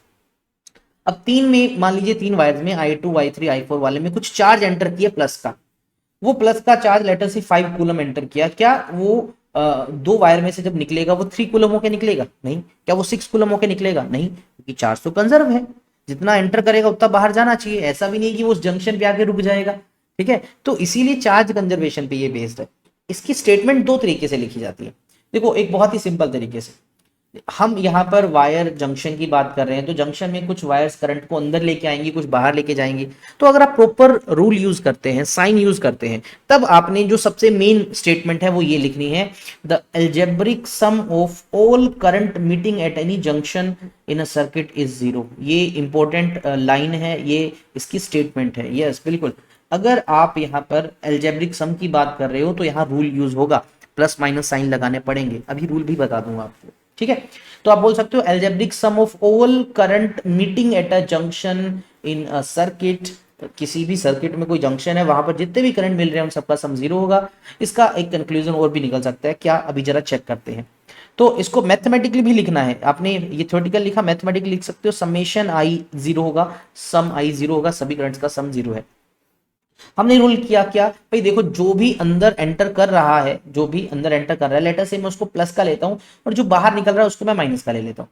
आप उल्टा भी कर सकते हो, ऐसा ऐसा कुछ नहीं है, ठीक है। लेटर से अंदर एंटर कर रहे हैं उनको मैं माइनस का लूंगा, बाहर वालों को प्लस का लूंगा, दोनों से ही आंसर सेम आने वाला है, कुछ ज्यादा टेंशन वाली बात नहीं है। अब बाहर वाले को लेटर से मैंने एक बार प्लस का लिया यहाँ पर, ठीक है। सो I1 बाहर जा रहा है, प्लस का लिया, I2 अंदर आ रहा है, माइनस का लिया, I3 अंदर आ रहा है, माइनस का लिया, I4 अंदर आ रहा है, माइनस का लिया, I5 बाहर जा रहा है, प्लस का लिया, और सबका सम करके जीरो लिख लिया। अब अगर इसको मैं थोड़ा रीशफल करूं, माइनस वाले सारे राइट साइड में ले जाऊं, तो क्या I1 plus I5 is equal to I2 plus I3 plus I4। ये सारे करंट कौन से हैं, ये सारे करंट इनकमिंग है जो अंदर आ रहे हैं, और ये दोनों कौन से भाई, ये दोनों वो है जो बाहर जा रहे हैं। तो क्या पता लगा कि इनगोइंग और आउटगोइंग करंट दोनों का सम भी बराबर होता है। तो किरचॉफ फर्स्ट लॉ की second statement, sum of currents जो कि किसी जंक्शन के अंदर एंटर कर रही है इक्वल होगा सम ऑफ करंट जो उस जंक्शन से बाहर जा रहा है। तो ये सेकंड स्टेटमेंट है, लेकिन ये फर्स्ट का रिजल्ट ही है। किसी भी जंक्शन में जितने करंट एंटर करेंगे उतने ही करंट बाहर निकलेंगे, ठीक है। याद होना चाहिए, फर्स्ट प्रेफरेंस फर्स्ट स्टेटमेंट को ही देनी है। अगर ये याद नहीं रहती तब आप सेकंड वाला भी लिख सकते हो, और साथ में आपको याद रखना है किस पे बेस्ड है, law of conservation of charge पे। चलिए इसका एक दो एग्जांपल कर लेते हैं, बहुत ही सिंपल सा है। मान लीजिए इस तरह से आपको कोई वायर दिखा दी, ठीक है, और इस वाले में करंट मान लीजिए मैंने 5 एम्पियर लिख दिया, और इस वाले से मैंने दिखा दिया 1 एम्पियर। तो आपसे बोला भाई इस वायर में से करंट कितना बाहर जाएगा, ये बताना है आपको। तो बहुत ही सिंपल है यार, ये इनकमिंग है, साइन कुछ भी यूज करो लेकिन एक प्रॉपर यूज करो। लेटर से तुम इनकमिंग को प्लस का 5 दिखा रहे हो, ठीक है, +5 लिख दिया, तो आउटगोइंग को मुझे माइनस का दिखाना पड़ेगा, ये भी आउटगोइंग है, माइनस का दिखाना पड़ेगा। लेटर से मैंने एक्स मान लिया और सबका सम 0 लिख दिया। तो 5 ये दोनों उधर जाके 1 + x हो जाएंगे, है ना। तो भाई दोनों को उधर क्यों लेके जाएं, हम एक को ही उधर लेके जाते हैं। तो 5 - 1 = x, तो x हमारा आया 4 एम्पियर। तो भाई इस ब्रांच से 4 एम्पियर करंट बाहर जाएगा। यार ज्यादा दिमाग क्या लगाना, सोचो भाई एक वायर 5 एम्पियर करंट लेके आई थी, उस 5 एम्पियर में से 1 एम्पियर इधर से निकल गया, तो बाकी इधर में से कितना निकलेगा, बचा हुआ तो निकलेगा 4 एम्पियर। बहुत सिंपल। अच्छा इसी तरह से लेटर से मैं अगर क्वेश्चन में बस यहाँ पर जंक्शन से पहले ऐसे कुछ रेजिस्टेंस दिखा दूं, तो क्या होगा भाई, रेजिस्टेंस लगने से कोई फर्क नहीं पड़ता, ध्यान रखना, ठीक है। आपने सिंपल जो रूल लगाना है वो लगाना ही है। तो ये हमारा जंक्शन हुआ। लेटर से यहाँ से कुछ करंट 10 एम्पियर एंटर कर रहा है, यहाँ से 2 एम्पियर एंटर कर रहा है, यहाँ से 7 एम्पियर बाहर गया। तो भाई यहाँ से पहले तो बताओ बाहर जाएगा या अंदर आएगा, तो बाहर जाएगा, कितना आएगा वो हमें बताना है, लेटर से वो आई है। तो बहुत सिंपल, अंदर एंटर कर रहा है तो मैंने लेटर से प्लस का ले लिया, भी अंदर एंटर कर लिया प्लस का कर लिया। ये बाहर आ रहा है तो माइनस का 7 लिख दिया, ये बाहर आ रहा है तो मैंने इसको भी माइनस का आई लिख दिया, सबका सम 0 करना है। तो 12 - 7 = आई, इधर ले गया था ना इसको मैं, तो आई = आया 5 एम्पियर। तो आपका आंसर आया 5 एम्पियर, ये करंट है हमारा 5 एम्पियर। तो भाई बहुत ही सिंपल तरीका सोल्व करने का। चलिए एक दो क्वेश्चन और हैं, देख लीजिए। हमें क्वेश्चन में आप देखो, आपको एक कम्प्लेक्स सा सर्किट बनना है ना, लेकिन इस कम्प्लेक्स सर्किट में आपको कई सारे जंक्शन दिख रहे होंगे। कौन सा जंक्शन है भाई, ए जंक्शन है, बी जंक्शन है, सी जंक्शन है, डी जंक्शन है, बीच में कुछ रेजिस्टेंस है, कोई फर्क नहीं पड़ेगा रेजिस्टेंस पे, करंट कैलकुलेट अगर कर रहे हो तो। क्या सबसे पहले देखो भाई यहां से 15 एम्पियर करंट एंटर किया, ओके। इसमें 8 एम्पियर इधर चला गया, तो भाई बहुत इजी है, इसका निकालना है। क्या कैसे निकालोगे, पहली इक्वेशन बना लो इस जंक्शन के लिए, एट जंक्शन ए के लिए मैं लिख रहा हूं। तो क्या प्लस का 15 माइनस का 8 माइनस का I2, क्योंकि यहां पर I2 लिखा है ना, क्या इनका सम 0 होगा। तो 15 - 8 गया 7, तो I2 की वैल्यू 7 आई। तो यानी इस ब्रांच में 7 एम्पियर करंट गया। अच्छा यहां से 3 एम्पियर एंटर किया, और यहां से I3 मुझे नहीं पता, तो मैं अब एट पॉइंट बी लिखता हूं अगर, तो बी पॉइंट पे मुझे बताओ, यहाँ ये भी एंटर कर रहा है तो प्लस का 7, 3 भी एंटर कर रहा है तो प्लस का 3, लेकिन ये बाहर जा रहा है तो माइनस का I3 = 0, तो 10 = I3। तो भाई यहाँ का करंट हुआ 10 एम्पियर, तो I3 की वैल्यू आ गई 10 एम्पियर, ओके। 8 एम्पियर ऊपर से आ रहा था यहाँ से, 5 एम्पियर यहाँ से बाहर निकल गया, इधर कितना जाएगा, अरे बहुत सिंपल। अब अगर मैं एट पॉइंट डी लिखता हूं बच्चे, तो डी पॉइंट पे बताओ 5 एम्पियर बाहर जा रहा है तो माइनस का 5 लिख देता हूँ, ठीक है। माइनस I4 भी बाहर जा रहा है लेकिन 8 अंदर एंटर कर रहा है, सबका सम 0 लिखना है। तो क्या आएगा आपका 3 = I4। सो हमारा I4 का वैल्यू आया 3 एम्पियर। तो भाई इधर से 3 एम्पियर आया, ऊपर से 10 एम्पियर आया, तो यहाँ से 13 एम्पियर जाएगा, ठीक है। इस पॉइंट का तुम चेक कर सकते हो, I1 की वैल्यू आपको 13 एम्पियर मिलेगी, 13 एम्पियर। सी का लगा के भी कर सकते हो, ठीक है, एट पॉइंट सी। ईजी था, है ना, दिखने में काफी कॉम्प्लेक्स था बट बहुत ईजी क्वेश्चन था। चलिए एक क्वेश्चन और कर लेते हैं, थोड़ा सा ये आंसर दे रखे थे, आप चेक कर लेना। डायग्राम इसमें थोड़ा सा मतलब ये क्वेश्चन है हल्का सा अलग है उन सबसे, तो यहाँ पर मैंने वोल्टेज की टर्म में कुछ चीजें लिखी है। अब सबसे पहले अगर इस क्वेश्चन को अगर तुम देखो तो इस क्वेश्चन में आपसे कहा 3 रेजिस्टेंस हैं, उनको स्विच एस से कनेक्ट कर रखा है, तो ये एस स्विच दे रखा है। स्विच ओपन था इनिशियली, मतलब कनेक्ट नहीं किया, और when the switch is closed, तब हमें करंट बताना है जो इन सब में से पास होगा। अब स्विच को क्लोज करने से होगा क्या, अब देखो यहाँ पर एक अलग सा सिंबल है, इसको बोलते हैं अर्थिंग का सिंबल। और जब भी तुम अर्थ से कनेक्ट करते हो तो उस पॉइंट का पोटेंशियल 0 वोल्ट हो जाता है, तो यानी जैसे ही कनेक्ट करोगे तो इस पॉइंट का पोटेंशियल 0 वोल्ट हो जाएगा। इसका आपको 20 वोल्ट दे रखा है, इसका तुम्हें 5 वोल्ट दे रखा है, लेकिन इस पॉइंट के बारे में कुछ नहीं दे रखा। अगर करंट निकालना है तो भाई इस पॉइंट का पोटेंशियल निकालना जरूरी है। तो क्या करें भाई, यहां पर हम किरचॉफ रूल का यूज कर सकते हैं। कैसे कर सकते हैं, देखो सबसे पहले अगर इस तुम डायग्राम को देखो तो हमें करंट को दिखाना पड़ेगा। तो इन डायग्राम में सबसे ज्यादा पोटेंशियल वाला पॉइंट कौन सा दिख रहा है, मुझे तो ये दिख रहा है 20। तो मान लीजिए इधर से इस ब्रांच से कुछ करंट गया, मुझे नहीं पता कितनी वैल्यू है, लेटर से मैं I1 लिख देता हूँ, ठीक है। अच्छा यहाँ 5 वोल्ट दिख रहा है, मुझे इस पॉइंट का पोटेंशियल नहीं पता, तो एक बार मैं इसको अंदर की तरफ मान लेता हूँ, I2 लिख देता हूँ। आप इसको अपोजिट भी ले लोगे, कोई फर्क नहीं पड़ने वाला, क्वेश्चन का आंसर सेम आने वाले।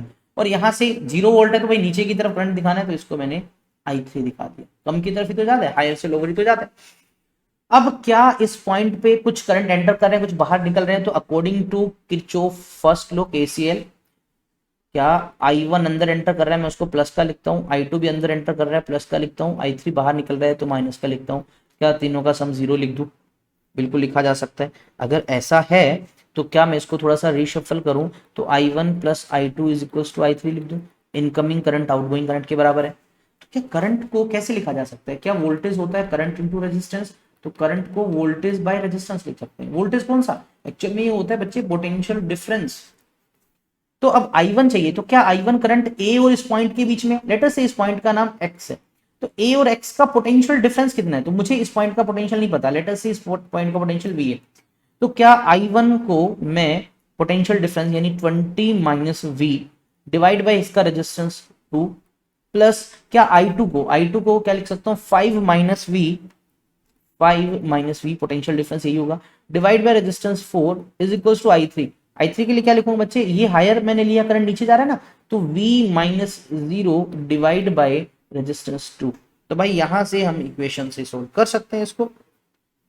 तो चलिए इसको सोल्व करते हैं, यहाँ हमारा आएगा 2, देखो सब में से कैंसिल ही कर देता हूँ, 20 minus V plus 5 minus V by 2 is equals to V, ये आएगा हमारे पास, ठीक है। इसको फर्दर थोड़ा सा सोल्व करें तो मल्टीप्लाई कर दो सबसे, ये आएगा 40 minus 2V plus 5 minus V is equals to V, इधर चला जाएगा 40 minus 2V plus 5 is equals to 2V, इधर जाके 4V बन जाएगा, तो 40 minus 5 is equals to 4V, तो V आ जाएगा 35/4, सॉरी 40 प्लस 5 है ना, ये 45 आ जाएगा ना, 45/4 हमारे पास आ गया। सो 9 आएगा ना, 9 वोल्ट, तो V हमारा आया 9 वोल्ट, तो हमारे उस कॉमन पॉइंट का पोटेंशियल आया 9 वोल्ट। अब हमें पोटेंशियल डिफरेंस मिल गया, हम करंट इजिली निकाल सकते हैं। तो अगर मुझे I1 चाहिए, पहला करंट, ये हमारा I1 बड़ा आई था ना, तो potential difference 20 minus 9, 20 minus 9 divide by 2, 11/2 5.5। I2 निकालना है, I2 क्या था हमारा, I2 है 5 minus 9, 5 minus 9 divide by 2, so minus का 4/2, माइनस का 2 एम्पियर। भाई माइनस का 2 मतलब हमने डायरेक्शन गलती से उल्टी ले ली थी, यानी करंट इसमें से बाहर की तरफ जाएगा, इससे ये पता लगता है।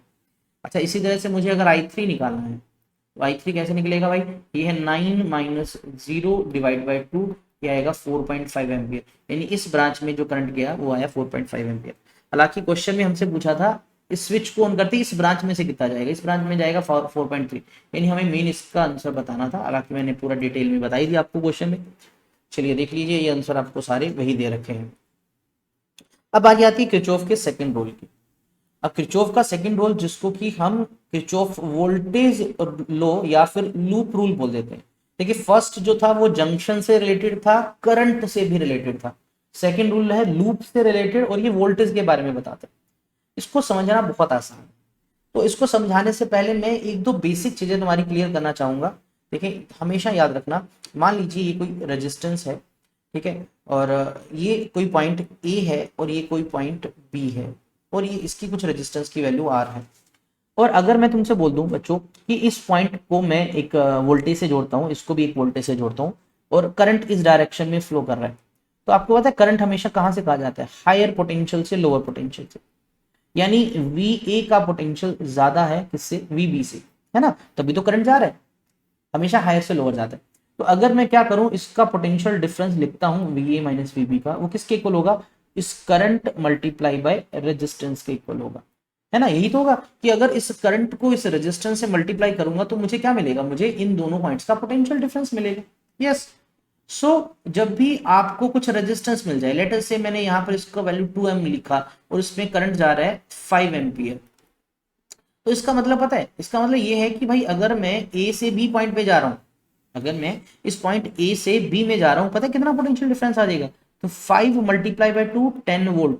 इसका मतलब ए से बी जाने में 10 वोल्ट पोटेंशियल चेंज हो गया। अगर मान लीजिए यहाँ पर 50 वोल्ट है तो भाई यहाँ पर पक्का आपको 40 वोल्ट मिलेगा, 10 कम करना है। अगर मान लीजिए यहाँ पर 100 वोल्ट है तो यहाँ पर आपको कितना मिलेगा? 90 वोल्ट मिलेगा, 10 कम होगा, ये याद रखना। अच्छा, करंट की डायरेक्शन में हमेशा डिक्रीज होता है। अच्छा, अब मैं आपसे यही सेम मैं बोलता हूँ, ये 2 ओम है, करंट इसमें बच्चे आपका है लेट अस से 10 एम्पियर, और आपको मैं बी से ए आने की बात कर रहा हूँ। भाई तुम बी से ए आ रहे हो, तो जब तुम बी से ए जा रहे हो तो पोटेंशियल इंक्रीज होगा। कितना इंक्रीज होगा बताओ? फिर से वही इन दोनों का मल्टीप्लाई किया, 10 मल्टीप्लाई बाय 2 20 वोल्ट। तो भाई जितना भी बी पे पोटेंशियल है उससे ए पे एक्स्ट्रा होगा। अगर बी का पोटेंशियल मैं बोलता हूँ 10 वोल्ट है तो ए का कितना होगा? 30 वोल्ट होगा, उसमें बी से एक्स्ट्रा ऐड करो। तो हमेशा याद रखो, रेजिस्टेंस और अगर उसमें करंट है तो उसके लेफ्ट राइट पॉइंट्स का पोटेंशियल सेम नहीं होगा, एक तरफ होगा कम, एक तरफ होगा ज्यादा। कैसे पता लगेगा ज्यादा किधर है? तो करंट की जो डायरेक्शन है वो हमेशा डिक्रीजिंग पोटेंशियल को इंडिकेट करता है। तो अगर जिस डायरेक्शन में करंट जा रहा है पोटेंशियल उस तरफ डिक्रीज होगा, क्योंकि करंट हमेशा हायर पोटेंशियल से लोअर में जाता है। एक चीज तुम्हें ये क्लियर हुई? इन अ सिमिलर वे अगर मैं तुमसे बोलता हूं एक सेल है, तो ये उसका प्लस टर्मिनल है, ये माइनस टर्मिनल है। अगर मैं एक पॉइंट ए ये लिखता हूं, ये पॉइंट बी है, तो आपको पता है ए पॉइंट प्लस से जुड़ा है, क्यों? क्योंकि ये हाई पोटेंशियल पे है। बी पॉइंट माइनस से जुड़ा है, इट मीन लो पोटेंशियल पे है। मेरा सेम क्वेश्चन, अगर मैं तुमसे बोलूं भाई तुम पॉइंट ए से बी पे जाओगे तो पोटेंशियल सेम रहेगा? नहीं सर, हाई से लो हो गया, कम हो गया। कितना कम होगा? जितना इस सेल का ईएमएफ है उतना कम हो जाएगा, सिंपल। ठीक है। तो जब भी तुम एक रेजिस्टेंस जिसमें करंट हो उसके लेफ्ट से राइट में या राइट से लेफ्ट जाओ, पोटेंशियल अलग अलग मिलता है, डिफरेंस मिलता है। इन अ सिमिलर वे एक सेल से तुम लेफ्ट से राइट जाओ या राइट से लेफ्ट जाओ, तुम्हें फिर पोटेंशियल डिफरेंस मिलता है। रेजिस्टेंस का पोटेंशियल डिफरेंस निकालने के लिए तुम करंट को रेजिस्टेंस से मल्टीप्लाई करते हो, और सेल के अक्रॉस निकालने के लिए सिंपल आप ईएमएफ से कैलकुलेट कर लेते हो। इसका मतलब हमें पोटेंशियल डिफरेंस का थोड़ा सा आइडिया मिल गया। अच्छा, कैपेसिटर का भी ज्यादा यूज नहीं है, फिर बता दूं, लेकिन कैपेसिटर में भी कुछ ऐसा ही होता है। कैपेसिटर का मान लीजिए ये दो प्लेट्स हैं, ये प्लस वाला प्लेट है, ये माइनस, तो इन दोनों प्लेट्स के अक्रॉस भी पोटेंशियल डिफरेंस होता है। तुम इस पॉइंट से ए पॉइंट से बी की तरफ जाओ या बी से ए की तरफ जाओ, यहाँ पर भी पोटेंशियल डिफरेंस होता है, और उसका वैल्यू होता है Q बाई सी। Q है charge across the plate, C है इसका कैपेसिटेंस, इससे पोटेंशियल डिफरेंस निकलता है। हालांकि इस चैप्टर में ज्यादा यूज नहीं है, यहाँ पर रजिस्टर और सेल का यूज होता है। बोलोगे सर इतनी लंबी कहानी सुनाने का फायदा क्या? क्योंकि किरचॉफ रूल समझना इजी हो जाएगा। अब मान लीजिए आपके पास ये कोई लूप है, ये कोई किसी कॉम्प्लेक्स सर्किट का एक छोटा पार्ट है। इसको लूप क्यों बोल रहा हूँ? क्योंकि ये क्लोज है। लेट अस से ए बी सी डी, और आप इस पॉइंट का नाम ई रख देता हूं, और ये वापस ए तक एक क्लोज लूप बन रहा है। मुझे एक बात बताओ, भाई तुम ए से बी जाओगे, क्या तुम देखो ए से बी एक रेजिस्टेंस है, उसमें करंट जा रहा है, तो यानी पक्का पोटेंशियल डिफरेंस कुछ ना कुछ मिलेगा, कुछ ना कुछ चेंज होगा। पोटेंशियल की वैल्यू ए से बी जाने पर कुछ चेंज हो गई। फिर जब हम बी से सी गए फिर से चेंज हो गई, सी से डी गए फिर से चेंज हो गई, क्योंकि एक सेल है, पोटेंशियल डिफरेंस तो होगा ही होगा। और डी से जब वापस ई गए फिर से चेंज हुआ, ई से ए आए फिर से चेंज हुआ। लेकिन मेरे भाई ए से चले और वापस ए पे ही पहुंच गए, इसका मतलब इनिशियली जितना पोटेंशियल था फाइनल में भी उतना मिलना चाहिए। यानी जब मैं ए पॉइंट से वापस ए पे आया तो टोटल पोटेंशियल डिफरेंस जो होना चाहिए कितना होना चाहिए? भाई छोटे छोटे यहां पर भी कुछ पोटेंशियल डिफरेंस मिला, लेटर से डेल्टा V1 है, इसके क्रॉस मिला लेटर से डेल्टा V2 है, इसके क्रॉस मिला लेटर से डेल्टा V3 है, यहां मिला लेटर से डेल्टा V4 है, यहां पर भी कुछ पोटेंशियल डिफरेंस मिला लेटर से डेल्टा V5 है, यहां मिला, लेकिन उन सभी का सम जो होगा क्या वो जीरो होगा। जीरो क्यों होगा, क्योंकि ए से चले ए पे पहुंचे, भाई उस पॉइंट का पोटेंशियल तो सेम ही मिलना चाहिए ना। तो यही है किरचॉफ का सेकंड रूल। बोलते हैं किसी भी लूप में तुम घूम लो, सब जब एलिमेंट्स में से तुम पास होगे तो कुछ ना कुछ पोटेंशियल डिफरेंस मिलेगा। हाँ, वो पोटेंशियल डिफरेंस तुम्हारा आईआर की टर्म में भी हो सकता है और वो ईएमएफ की टर्म में भी हो सकता है, लेकिन उन सबका सम आपको जीरो मिलेगा अगर तुम लूप में वहीं वापस आ जाओ। मैथमेटिकली लिखूं तो sum of all I R plus sum of all EMF is equals to zero. ये कब लिखा जाता है, जब सर्किट में हमारे पास दो ही चीजें हो, रेजिस्टेंस और सेल्फ। अगर कैपेसिटर भी लगा होता तो मैं शायद ऐसे भी लिख सकता था, sum of I R plus sum of EMF plus sum of Q by C is equals to zero. हालांकि तुम्हें ये नहीं लिखना, ठीक है बच्चे, ऊपर वाला लिख दो, इनका सम जीरो होता है। तो किरचॉफ के लॉ को अब थोड़ा सा एग्जैक्टली समझते हैं कि किसी भी क्लोज्ड लूप में अगर तुम किसी एक पॉइंट से चलो वहीं वापस आओ, तो जितने भी तुम बीच में से एलिमेंट्स को क्रॉस करोगे सबके क्रॉस कुछ पोटेंशियल डिफरेंस होगा, ओवरऑल आपका पोटेंशियल डिफरेंस जीरो होगा। अब बोल सकते हो कि according to this in any closed circuit the algebraic sum of EMF and algebraic sum of potential drops is zero. अब ईएमएफ मतलब इसकी बात हो रही है, पोटेंशियल ड्रॉप्स मतलब आईआर की बात हो रही है, दोनों का सम जीरो होगा। ठीक है, समझ आ गया होगा। और इसकी सबसे मेन बात ये बेस्ड है किस पे, based on law of conservation of energy, law based on off conservation of energy. क्योंकि आपको इसमें वोल्टेज की बात हो रही है, या ऐसे समझो जितना हम ए पॉइंट से चले वापस वहीं आए, तो भाई जो एनर्जी उसकी पहले थी वही बाद में रहेगी ना, तो ये एनर्जी कंजर्वेशन पे बेस्ड है ये लोग। ठीक है, अच्छा इसमें कुछ साइन कन्वेंशन की इंपॉर्टेंस है, वो ध्यान रखना, क्योंकि यहाँ पर हम आईआर भी ले रहे हैं, ईएमएफ भी ले रहे हैं, और भाई इसमें बहुत सारे आईआर मिलेंगे, बहुत सारे ईएमएफ मिलेंगे। अब करंट के अलोंग जाना है, करंट के अपोजिट जाना है, उन सब के अकॉर्डिंग कुछ रूल्स हैं वो आपने याद रखने हैं। एक छोटी सी बात याद हमेशा रखना, जब भी तुम हाई पोटेंशियल से लो पोटेंशियल पे जाओगे, तुम जो पोटेंशियल डिफरेंस है उसको चुपचाप नेगेटिव ले लेना। ये रूल हमेशा फॉलो करना, कभी भी तुमसे कोई गलती नहीं होगी। जैसे एक पॉइंट ए है, एक पॉइंट बी है, और आप यहाँ देखो, यहाँ पर आपको एक सेल दिख रहा है जिसका ईएमएफ ए है। ठीक है, अब मान लो तुमसे मैं बोलूं कि तुम ए से बी जा रहे हो, तुम्हारा पाथ ये है, मान लो सर्किट में तुम ए से बी जा रहे हो, तो तुम ए पॉइंट से बी जा रहे हो, तो तुम हाई पोटेंशियल वाले पॉइंट, क्योंकि ये प्लस से जुड़ा है, तुम लो पोटेंशियल वाले पॉइंट तक जा रहे हो। अगर ऐसा है तो तुम ईएमएफ को क्या लोगे, नेगेटिव लोगे, क्योंकि हम हायर से लोअर में जा रहे हैं, डिक्रीज वाला सेंस है। इसी तरह से मान लो एक रेजिस्टेंस है, उसमें करंट फ्लो कर रहा है, और मैंने अभी भी बताया था कि करंट के डायरेक्शन में पोटेंशियल डिक्रीज होता है। इट मीन ए पॉइंट का पोटेंशियल हाई है, बी पॉइंट का लो पोटेंशियल है, और तुम भी पाथ इसी तरह से फॉलो कर रहे हो, तुम करंट के अलोंग जा रहे हो, तुम इस पोटेंशियल डिफरेंस को यानी आई मल्टीप्लाई आर को क्या लोगे, नेगेटिव लोगे। किसको नेगेटिव लोगे बच्चों, आई आर को। ठीक है, इसी तरह से इसका बिल्कुल अपोजिट, तुम मान लीजिए एक सेल को इस तरह से लगा रखा है, ये प्लस है ये माइनस है, इट मीन ये लोअर पोटेंशियल वाला पॉइंट है, ये हमारा हाई पोटेंशियल वाला पॉइंट है, और तुम जा रहे हो लो से हाई, तुम जा रहे हो लो से हाई, तो तुम पोटेंशियल तुम्हें कुछ इंक्रीज मिल रहा है, तो तुम यहाँ पर ईएमएफ को पॉजिटिव लोगे। इन अ सिमिलर वे, ये मान लीजिए एक रेजिस्टेंस है, उसमें कुछ करंट फ्लो कर रहा है, लेकिन हम उसके अपोजिट जा रहे हैं, भाई करंट इधर जा रहा है, इसका मतलब ये हुआ हाई पोटेंशियल, ये हुआ लो पोटेंशियल, और मैं जा रहा हूँ लो से हाई, पोटेंशियल इंक्रीज हो रहा है, तो मैं आई आर को इस केस में लूंगा पॉजिटिव। यानी जब भी वोल्टेज आपको इंक्रीज मिल रहा है तो प्लस का लो, डिक्रीज मिल रहा है तो माइनस का लो। कैपेसिटर की हालांकि हमें ज्यादा रिक्वायरमेंट नहीं है, फिर भी उसमें याद रखना है। तो भाई देखो, अगर आप प्लस वाली प्लेट से माइनस वाली प्लेट की तरफ जा रहे हो, डिक्रीज हो रहा है, तो यहाँ पर आप नेगेटिव लोगे पोटेंशियल को। ठीक है, और यहाँ पर अगर आप माइनस वाले से प्लस प्लेट की तरफ जा रहे हो तो इंक्रीज हो रहा है, तब आप उस केस में पॉजिटिव लोगे। हालांकि कैपेसिटर का रोल नहीं है इस चैप्टर में, आपको बता दूं। हाँ, चैप्टर नंबर 7 में एक इक्वेशन में इसका छोटा सा यूज होगा।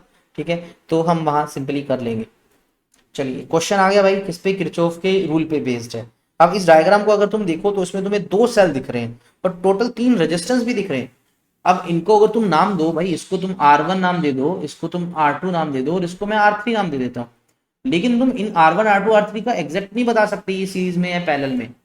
अब अगर ऐसा है तो टोटल रेजिस्टेंस नहीं निकाल सकते, और ऊपर से क्वेश्चन में बोला कि सिर्फ मुझे इस बीडी ब्रांच का करंट बताओ, भाई इस बीडी में जा रहे हैं, तो कैसे निकालेंगे, ये तो एक कॉम्प्लेक्स सा सर्किट बन गया। तो यहां काम आएगा किरचॉफ रूल। किरचॉफ का कौन सा रूल, सेकंड रूल। फर्स्ट का भी यूज होगा भाई इसके अंदर। तो सबसे पहले देखो भाई, दो सेल दिख रहे हैं, तो मैं कुछ करंट की डायरेक्शंस दिखा देता हूं इसके अंदर। ठीक है। सो लेट अस से बड़ा सेल 30 वोल्ट वाला आप 30 के अकॉर्डिंग भी कर सकते हो, ऐसा कुछ नहीं है, आप 15 का भी लेके चल कर सकते हो। तो आप किरचॉफ रूल जब यूज करते हैं तो ये आप पे डिपेंड करता है कि आप कौन सा लूप कंसिडर करते हो। आंसर सबसे सेम आते हैं, कुछ नहीं, हाँ कैलकुलेशन थोड़ा कम ज्यादा हो सकता है बट आंसर ऑलमोस्ट सेम आते हैं। चलिए सोल्व करते हैं इसको। तो मैंने लेटर से इस ब्रांच से कुछ करंट कंसीडर कर लिया, लेटर से वो जो करंट है I1 है, क्योंकि बड़ा सेल है मैंने इससे बाहर दिखा दिया, इसमें करंट गया मैंने उसको I2 दिखा दिया। तो यहाँ से वो I2 करंट आ रहा है और यहाँ से बच्चों इसके अंदर जा रहा है I1। क्या यहाँ से दोनों से कंबाइन हो गए, यहाँ I1 प्लस I2 चला जाएगा। कैसे पता लगा? किरचॉफ का फर्स्ट रूल, सिंपल। यहाँ से I1 एंटर कर रहा है, यहाँ से I2 एंटर कर रहा है और यहाँ दोनों का सम चला जाएगा। तो यहाँ वापस इस ब्रांच में I2 चला गया और यहाँ इस ब्रांच में I1 चला गया। अब क्या करता हूँ, सभी पॉइंट्स के नाम भी लिख देता हूँ। ये पॉइंट ए दिख रहा है, ये बी है, ये सी है, ये डी है और ये वापस ए है। ओके, अब मुझे अगर इस ब्रांच का करंट बताना है तो मुझे I1 प्लस I2 दोनों का सम चाहिए, तो मुझे किरचॉफ रूल लगाना पड़ेगा। तो कौन सा? सेकंड वाला।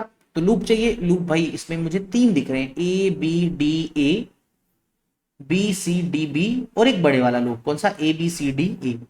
क्लॉकवाइज लो एंटी क्लॉकवाइज लो, आप पे डिपेंड करता है, कोई फर्क नहीं पड़ता। अब मान लीजिए मैं कंसीडर करता हूं, consider loop A B D A, वापस भी लिखा करो, ऐसे पता लग जाएगा कि क्लोज लूप है, यानी ये वाला लूप कुछ इस तरह से मैं करूंगा क्लॉकवाइज। तो अगर मैं यहां यूज करता हूं यूजिंग के वी एल, के वी एल है ना, सेकेंड रूल ही तो है। तो मुझे बताओ, मैं ए से बी जाऊं पहले, तो मैं तो करंट के डायरेक्शन में जा रहा हूं भाई, करंट के डायरेक्शन में तो पोटेंशियल डिक्रीज होता है, तो यानी करंट इनटू रेजिस्टेंस, यानी I2 मल्टीप्लाई बाय 6, ये माइनस का लेना पड़ेगा क्योंकि डिक्रीज हो रहा है। फिर मुझे जाना है बी से डी, बी से डी जाना है, तो बी से डी फिर मैं करंट की तरफ चला गया तो फिर डिक्रीज होगा, तो माइनस का 3 multiply by I1 plus I2। Okay जी। फिर डी से यहां तक कुछ खाली रास्ता ही है, करंट है, कुछ नहीं है, रेजिस्टेंस। चलो फिर मुझे माइनस वाले से प्लस की तरफ जाना है, सेल के अंदर से भाई माइनस से प्लस जा रहा हूं तो पोटेंशियल तो इंक्रीज हो रहा है, तो प्लस का 15 वापिस ए पे आ गया, तो सबका सम 0 हो गया। तो थोड़ा सा इसको सिंप्लीफाई कर लेते हैं। तो बच्चे ये हमारे पास आएगा माइनस का 6I2 माइनस का 3I1 और माइनस का 3I2 माइनस का 15 इधर ले गए, माइनस चलो सबसे कैंसिल कर ही देंगे। तो माइनस का 3I1 एज इट इज लिखता हूँ, माइनस का 9I2 है इज इक्वल्स टू माइनस का 15 है, माइनस सबसे गायब कर दो। So 3I1 plus 9I2 is equals to 15, और पूरे को 3 से भी डिवाइड कर दोगे तो सिंपल आपका I1 plus 3I2 is equals to 5। ये इक्वेशन नंबर 1 आ गया, पहली इक्वेशन बन गई। तुम लूप एंटी क्लॉकवाइज लेते तो भी यही सेम इक्वेशन आता, चेक करके देख सकते हो बच्चों आप। अब यहाँ इसमें भी आप कोई भी इक्वेशन बनाओ तो मैंने इसके अंदर भी ये बना दिया। अब मैं बात करता हूं in loop B C D B, ठीक है। आप यहाँ पर भी ऐसे सिंबल बता सकते हो कि क्लॉकवाइज आ रहे हो एंटी क्लॉकवाइज आ रहे हो, यूजिंग केवीएल। वही लगा लेते हैं केवीएल। तो भाई देखो बी से सी जा रहा हूँ, करंट के अपोजिट जा रहा हूँ इस बार, तो प्लस का क्या, current into resistance I1 multiply by 3, तो 3I1। फिर मैं गया सी से नीचे की तरफ, तो जब मैं सी से नीचे की तरफ गया तो मैं प्लस वाले से माइनस की तरफ जाऊंगा सेल के अंदर से, तो भाई माइनस का 30 यूज करना पड़ेगा। फिर मैं इधर आया खाली है, फिर मैं डी से बी जा रहा हूँ, फिर करंट के अपोजिट है, तो प्लस का 3 multiply by I1 plus I2, सबका सम 0 लिखना पड़ेगा। तो कुल मिला के आया 3I1 प्लस इधर से भी 3I1 प्लस 3I2, 30 माइनस का इधर प्लस का हो गया, तो मेरे पास आया 6I1 plus 3I2 is equal to 30। पूरे को 3 से डिवाइड कर देता हूँ, so 2I1 plus I2 is equal to 10, equation number 2। दो इक्वेशन बन गई, अब तो सोल्व करना है, I1 I2 की वैल्यू निकालनी है। तो कैसे निकालें, मैं दोनों को इक्वेट करना, इसको 2 से मल्टीप्लाई करता हूँ। देखो इक्वेशन नंबर जो 1 है इसको मैं 2 से मल्टीप्लाई करता हूँ, उसमें से माइनस कर देता हूँ इक्वेशन नंबर 2 को, ठीक है। ऐसे कर लेते हैं, तो ये बनेगा 2I1 okay plus 6I2 okay is equal to 10, और ये हमारा है 2I1 plus I2 is equal to 10। तो भाई इसमें से करना है सब्ट्रैक्ट, तो ये कर दो सब्ट्रैक्ट, यहाँ से ये cancel, 5I2 is equal to 0, तो I2 हमारा आ गया 0, मतलब I2 है ही नहीं करंट हमारा। ओके चलो कोई बात नहीं, I1 भी निकाल लेते हैं। तो I1 किसी इक्वेशन यहाँ से निकाल लेते हैं। चलो सो क्या आएगा, I1 हमारा 5 माइनस 3I2, सो 5 माइनस 3 इंटू 0, तो यह है 5 एम्पियर। तो I1 आया हमारा 5 एम्पियर, I2 हमारा है 0 एम्पियर। तो बीच वाली ब्रांच में से, इन ब्रांच BD कौन सा जा रहा है भाई, इन ब्रांच BD में से जा रहा है I1 प्लस I2 जा रहा है। तो 0 प्लस 5 प्लस 0, सॉरी 5 प्लस 0 आया 5 एम्पियर। हमारा आंसर आया 5 एम्पियर। इस ब्रांच में से जो करंट जा रहा है वो 5 एम्पियर जा रहा है। और प्लस का ही आया, इसका मतलब हमने डायरेक्शन सही दिखाई है, नीचे की तरफ ही जा रहा है। अगर मान लीजिए तुमने सोल्व किया और आंसर माइनस आ जाता तो समझ जाओ हमने करंट की डायरेक्शन अपोजिट दिखा रखी है। तो चलिए चेक करते हैं आंसर। देखो 5 एम्पियर, पता नहीं इसने इक्वेशन इतनी सिंपल कैसे लिखी। तो बस हमें इक्वेशन को बनाना है, अगर वो तुमने अच्छे से बना ली तुम इजीली सोल्व कर सकते हो उसको। हाँ, कुछ क्वेश्चन में एक से दो से ज्यादा इक्वेशन भी बन सकती है, 3 वेरिएबल जहां हो तो वहां 3 इक्वेशन बनेगी, उनको तुम्हें सोल्व करना पड़ेगा। चलिए एक क्वेश्चन है एनसीईआरटी का, बहुत ही सिंपल सा क्वेश्चन है, किरचॉफ लॉ पे बेस्ड है, दिखने में बड़ा ही भयंकर सा क्वेश्चन है। तो आपको क्वेश्चन में एक इस तरह से क्यूब दे रखा है और बोला हर क्यूब के एजेस पे जो रेजिस्टेंस है वो आइडेंटिकल है, उसको हमने आर आर कंसीडर कर लिया। सर्किट का टोटल करंट और रेजिस्टेंस पूछे, बैटरी 10 वोल्ट की लगा रखी है, करंट हमें निकालना है। तो देखो इसमें तो इसने 3i लिखा है, मैं आपको अपने अकॉर्डिंग बताता हूँ। लेट अस कंसीडर, इसमें मैंने मान लिया 6i करंट एंटर कर रहा है यहाँ से। 6i रीजन 6i का क्योंकि इक्वली डिवाइड हो जाएगा, यहाँ मैं इस वाले जो उसको गायब कर देता हूँ। तो जैसे यहाँ पर करंट पहुंचा, सभी रेजिस्टेंस आइडेंटिकल है तो इक्वल करंट ट्रांसफर होगा। तो 6 का एक पार्ट इधर गया, 2i इधर चला गया, तो मैं बेटा इसका इसी में चेंज कर देता हूँ, ये हो गया 2i इधर, 2i इस ब्रांच में चला जाएगा और 2i इस ब्रांच में चला गया। ठीक है, तभी तो टोटल 6 हुआ। अब जैसे 2i यहाँ पहुंचा, फिर फर्दर क्या है, इक्वल रेजिस्टेंस है तो करंट बराबर डिवाइड हो गया, तो i मान लीजिए इसमें चला गया और i इसमें चला गया। सिमिलरली ये 2i डिवाइड हुआ, इधर आधा इधर आधा, i इधर चला गया और i इधर चला गया। सिमिलरली ये 2i इधर गया तो i इधर गया और i इधर गया। यहाँ से i इधर से आई वापस आके इधर 2i बन गया इस ब्रांच पे, और इधर से आई वापस 2i इधर बन गया, इस ब्रांच से आई नीचे वाली ब्रांच से आई इधर वापस 2i बन गया, और कंबाइन होके 6i यहाँ से निकल गया। हमने 6i इसलिए कंसीडर किया ताकि इजीली हम उसको डिवाइड कर सके। हमने क्या माना, हमने माना टोटल करंट जो है वो 6i कंसीडर किया। ठीक है, चलिए वोल्टेज टोटल आपको दे ही रखा है कितना, 10 वोल्ट। अब हम किरचॉफ का रूल यूज करते हैं, कोई भी एक लूप कंसीडर कर लो, सबसे बाहर बाहर वाला, ठीक है, ए डैश डी सी डैश, और ये बाहर वाला इसका नाम है एक्स और इसका नाम वाई दे देता हूँ। ठीक है, तो इन लूप कौन सा, कहीं से स्टार्ट कर दो भाई, A dash D dash C dash X Y A, ये पूरा बाहर वाला लूप। तो जब मैं यहां से जा रहा हूँ, ए से जा रहा हूँ ए डैश सबसे पहले, तो मुझे बताओ भाई जब तुम ए से ए डैश जा रहे हो करंट की डायरेक्शन में जा रहे हो तो नेगेटिव लगाना पड़ेगा, माइनस क्या, करंट इंटू रेजिस्टेंस, करंट है 2i, रेजिस्टेंस r मान लेता हूं ना इसका। फिर मैं ए से डी गया तो करंट है i, रेजिस्टेंस r, उसी के अलोंग जा रहा हूं तो माइनस का i इंटू आर। अगेन मैं डी से सी डैश गया तो फिर मैं उसके अलोंग जा रहा हूं तो माइनस का 2 इंटू आई इंटू आर। फिर मैं नीचे से गया, इधर माइनस इधर प्लस, माइनस से प्लस गया तो प्लस का 10, सबका सम 0, क्योंकि वापस वहीं आ गया। तो माइनस का 5ir is equal to minus का 10, तो 5ir इज इक्वल टू आया 10। अब बच्चे आपके पास यहाँ से जो करंट की वैल्यू, आप किसी भी चीज की वैल्यू निकाल सकते हो, तो आपके पास जो वैल्यू आई 5i की वो आया 10/r। हालांकि r की वैल्यू क्वेश्चन में गिवन है, r आपका 1 ओम दे रखा है, तो 5i की वैल्यू आ गई 10। ठीक है, ये चीज मिल गई। लेकिन हमें क्या चाहिए, हमें टोटल रेजिस्टेंस और करंट चाहिए। तो यहां से मैं अगर i निकालता हूं तो i मेरा आया 2 एम्पियर।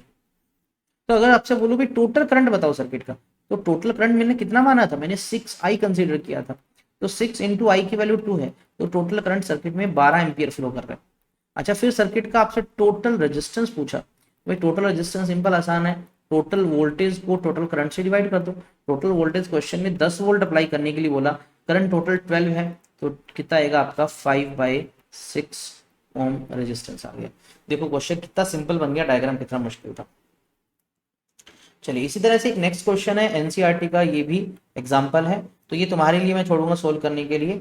और एक चीज़ और बता दूं, इसमें आपकी कम से कम 3 इक्वेशंस बनेंगी। यहाँ पर आप देखो, एक लूप ये बन रहा है, एक लूप ये बन रहा है, एक ये बन रहा है। ये ना बड़ा लूप भी ले सकते हो और ये बड़ा लूप भी ले सकते हो।